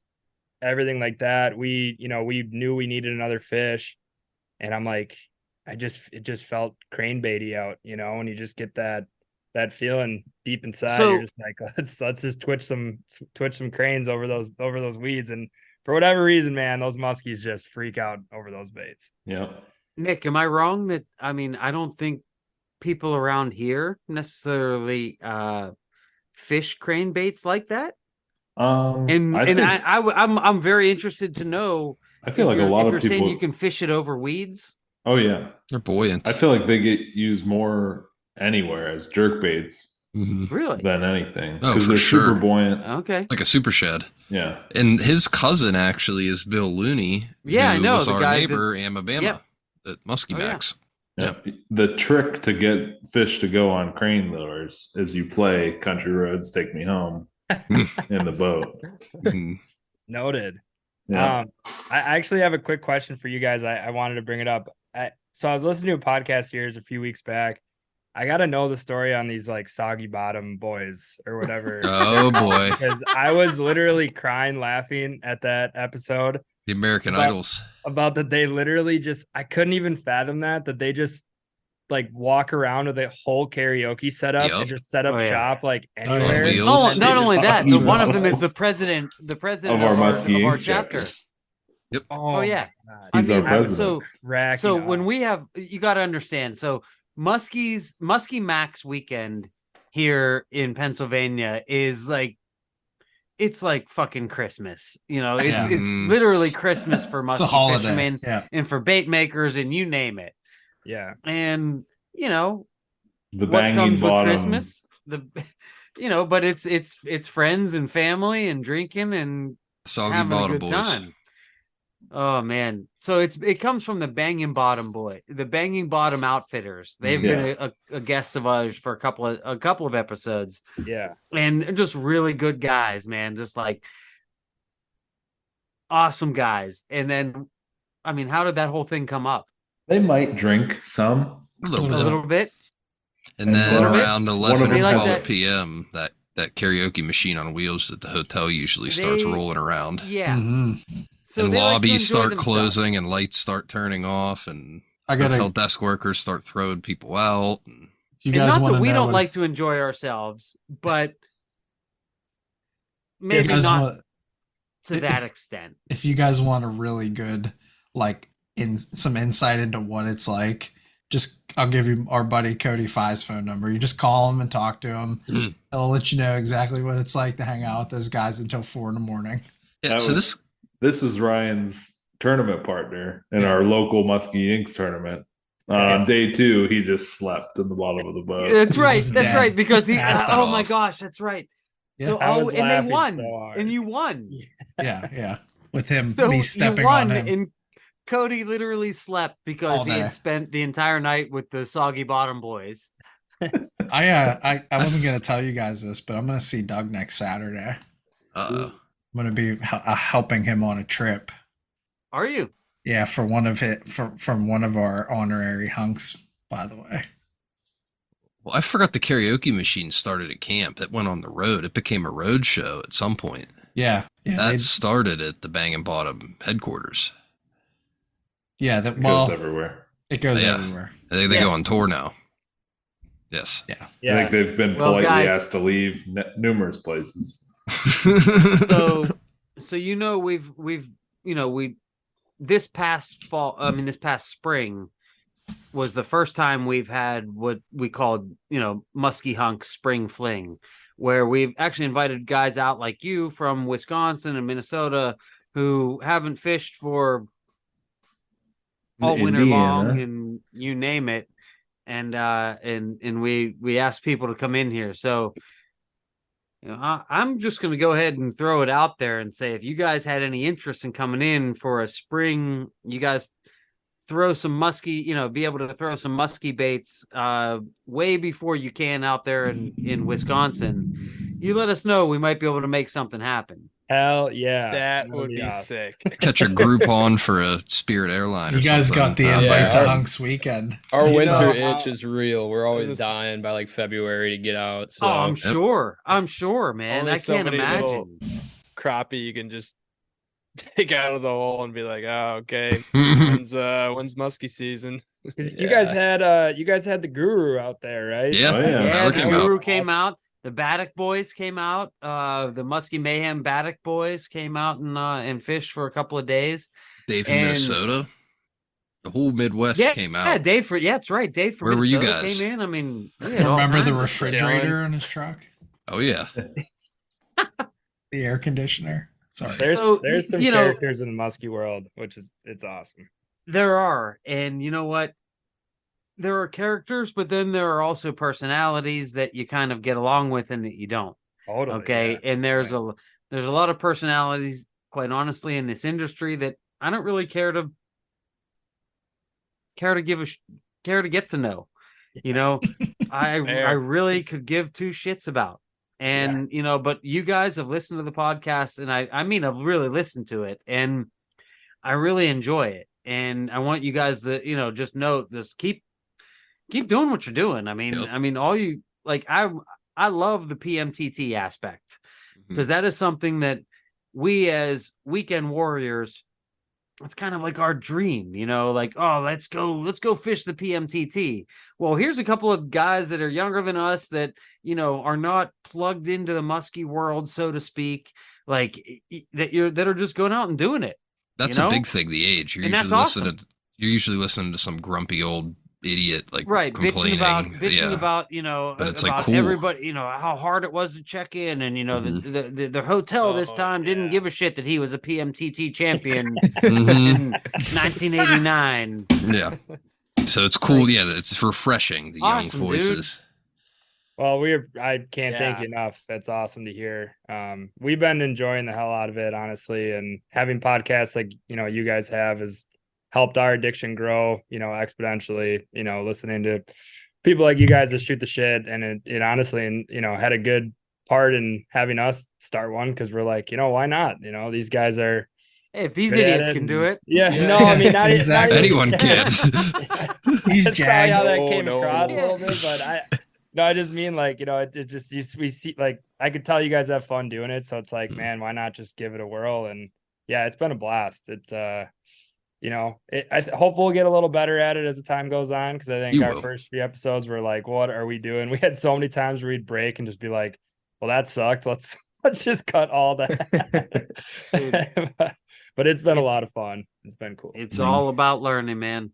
Yeah, no and, doubt. and you'll figure yourselves out, and you know, you're already getting a rhythm for things. I mean, I really enjoyed the interview you guys did with the I forget his name, but right out the other PMTT guy. Oh, Clayton. Clayton, Yeah, he was really He's really awesome. good. He's awesome. awesome. He's a good dude. He's my Tuesday night Muskie League partner this summer. Okay.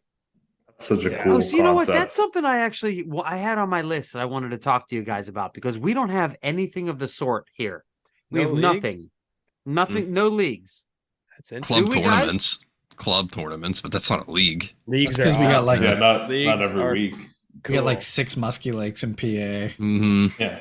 But we have every river, and you know, I mean, I don't know how it would work, but you know, a Monday night Muskie League, if you said, "Hey, Owen, you got to drive up to Lake Arthur for Monday night for 3 hours," that'd be a good reason to get me going. You know what I mean? Sounds like you need to get Joel about a 6-pack karaoke Sounds- machine. Sounds like we need to have a little Sit team him down. meeting with President Joel. Sounds like you just need to tell Mary there's a muskie league that we'll all get your back. You could be the candidate of Muskie League. I don't need to be like a drunken idiot. Like, I want to actually have a Muskie League. Whoa, you could do both. Yeah, You don't have they're to be they're just cool. one thing. So how do those leagues work? So I'm in a Monday night and a Tuesday night. The Monday night one's been going on, I think, a super long time. I think it was like one of the first, if not the first, up here in this area. And that's a lot bigger. I think it's like 12-ish teams.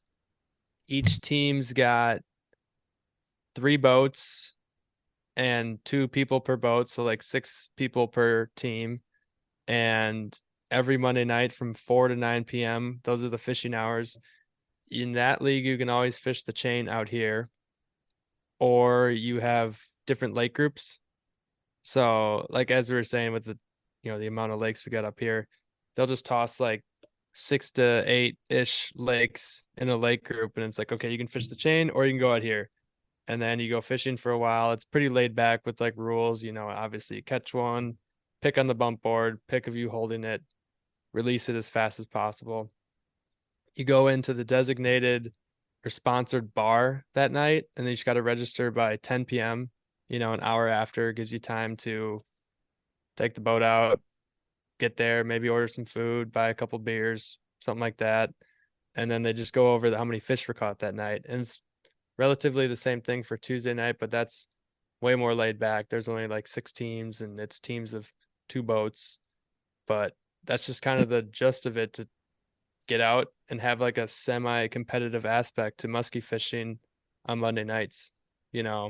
Like I'm always in a group text honestly, with our team, like, how's it going? Like 1 hour in, it's like, I just moved 2 on this bait. And then they're like, okay, sick, we're going to try that or something. Guys, tell them about the night, like getting that text and then what happened right after. Cause I think that story is so cool. The last year when we tripled. Yeah. That one. Okay. That was an insane night. I think this is another thing. Like we're moving like shitloads of fish immediately. And we kept getting like fish. I think I lost 2. Most of them were like 30 to 35 inches. And then I ended up catching 2 upper 30s in the figure 8. And we were texting with the other people on our team, and they weren't really like seeing anything. And then all of a sudden, one guy on our team texts, like, we just got a big one. And I'm waiting for the size, we got shitty service on this lake. And then he texts, he's like 47.5. And I'm like mid cast. I look down my phone and I'm like, ooh, 47.5. And Max is like, huh? I'm like 47.5. I'm like, the R&M boys are back, because that's our team sponsor. And then as I'm saying R&M boys are back, Max just lays into a 43 incher on top water and brings that in. There was an obvious like big fish bite window right there. And it's like damn near pitch black. It's in August. I think it was like the last week before the tournament or the league hours get cut back because of daylight up here. And we go in, we're like, okay, we tripled. They got that 47.5. Like, there's going to be so many fish on the board. And our team got 4. And then there's only 8 total between all the other like 70 some people. Can't beat that. Oh, wow. Like, we were on the right lake at the right time. Like, it's all luck at the end of the day. But I think the cool takeaway from that story was like, we fished that same pass multiple times throughout the whole night. And it's like the whole theory of big fish being different. It's like literally they catch the 47 on a different lake, and within minutes, the biggest fish of the night appears on this other body of water. Right. It just kind of gets the gears going in your head. Like, are these fish, these bigger muskies, even catchable at all at certain times of the day?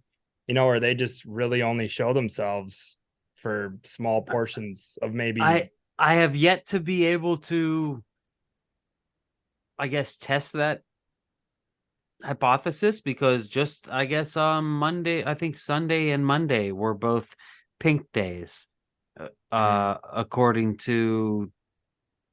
That adds up. Brian, this felt last week, right? You're talking about? Yeah, I mean, it was just supposed to be, I think, Just before, the 4th. Yeah, those were pink days. I want to say it was the second and third, or the third and fourth were to be considered pink days. For whatever that's worth. But those were supposed to be days if you're going to see big fish.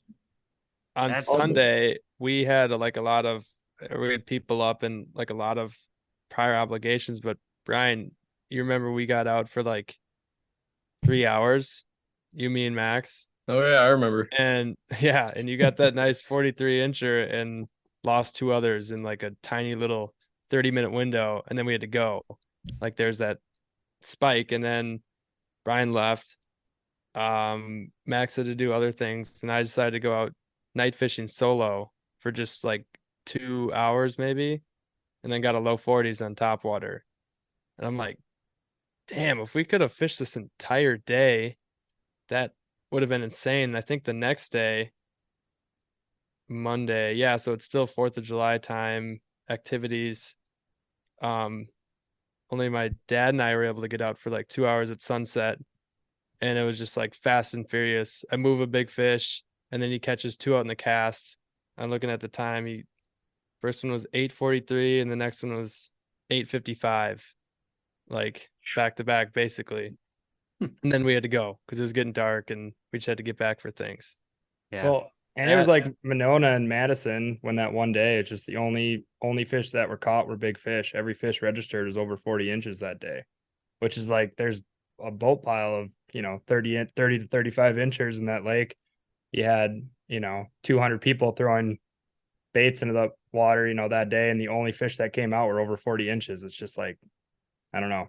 There's a lot to crack the code on these fish, but I think they do weird things like that. They're stupid. They are dumb. They're like I said, they're so dumb, but it's So dumb. Yeah. Yeah. So. Well, boys, is there anything else? We've already I think we've already hit the 2-hour mark here, fellas. Yeah, we'll have to do this again sometime. Absolutely. I mean, That'd be awesome. you guys Love to have and I you mean guys it. on. Yeah. Like I honestly, Yeah. I mean, if you guys can we cross post this? I mean, if you guys want to, 100%. cross post this, for on your podcast, and once we have it released, I think that would be a good idea. But yeah, man, if you ever wanted to have, I mean, it's hard to have all 5 of us on. I mean, we only have 4 of us on right now. It's hard enough. Right. It's hard enough for us to get 5 of us on together at the Mhm. same time. But yeah, man, if you ever wanted to have a couple of us on, I'm sure some of these other guys would be Take a it lot in more shifts. interesting than I would. Yeah, But, Yeah, that'd be nice. Spread we'd it be out. honored.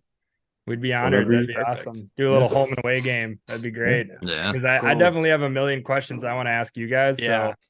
So, I was actually like trying not to do it where I was just going to reverse the interview and just start asking you guys. A bunch of Yeah, questions. Max is the questioner.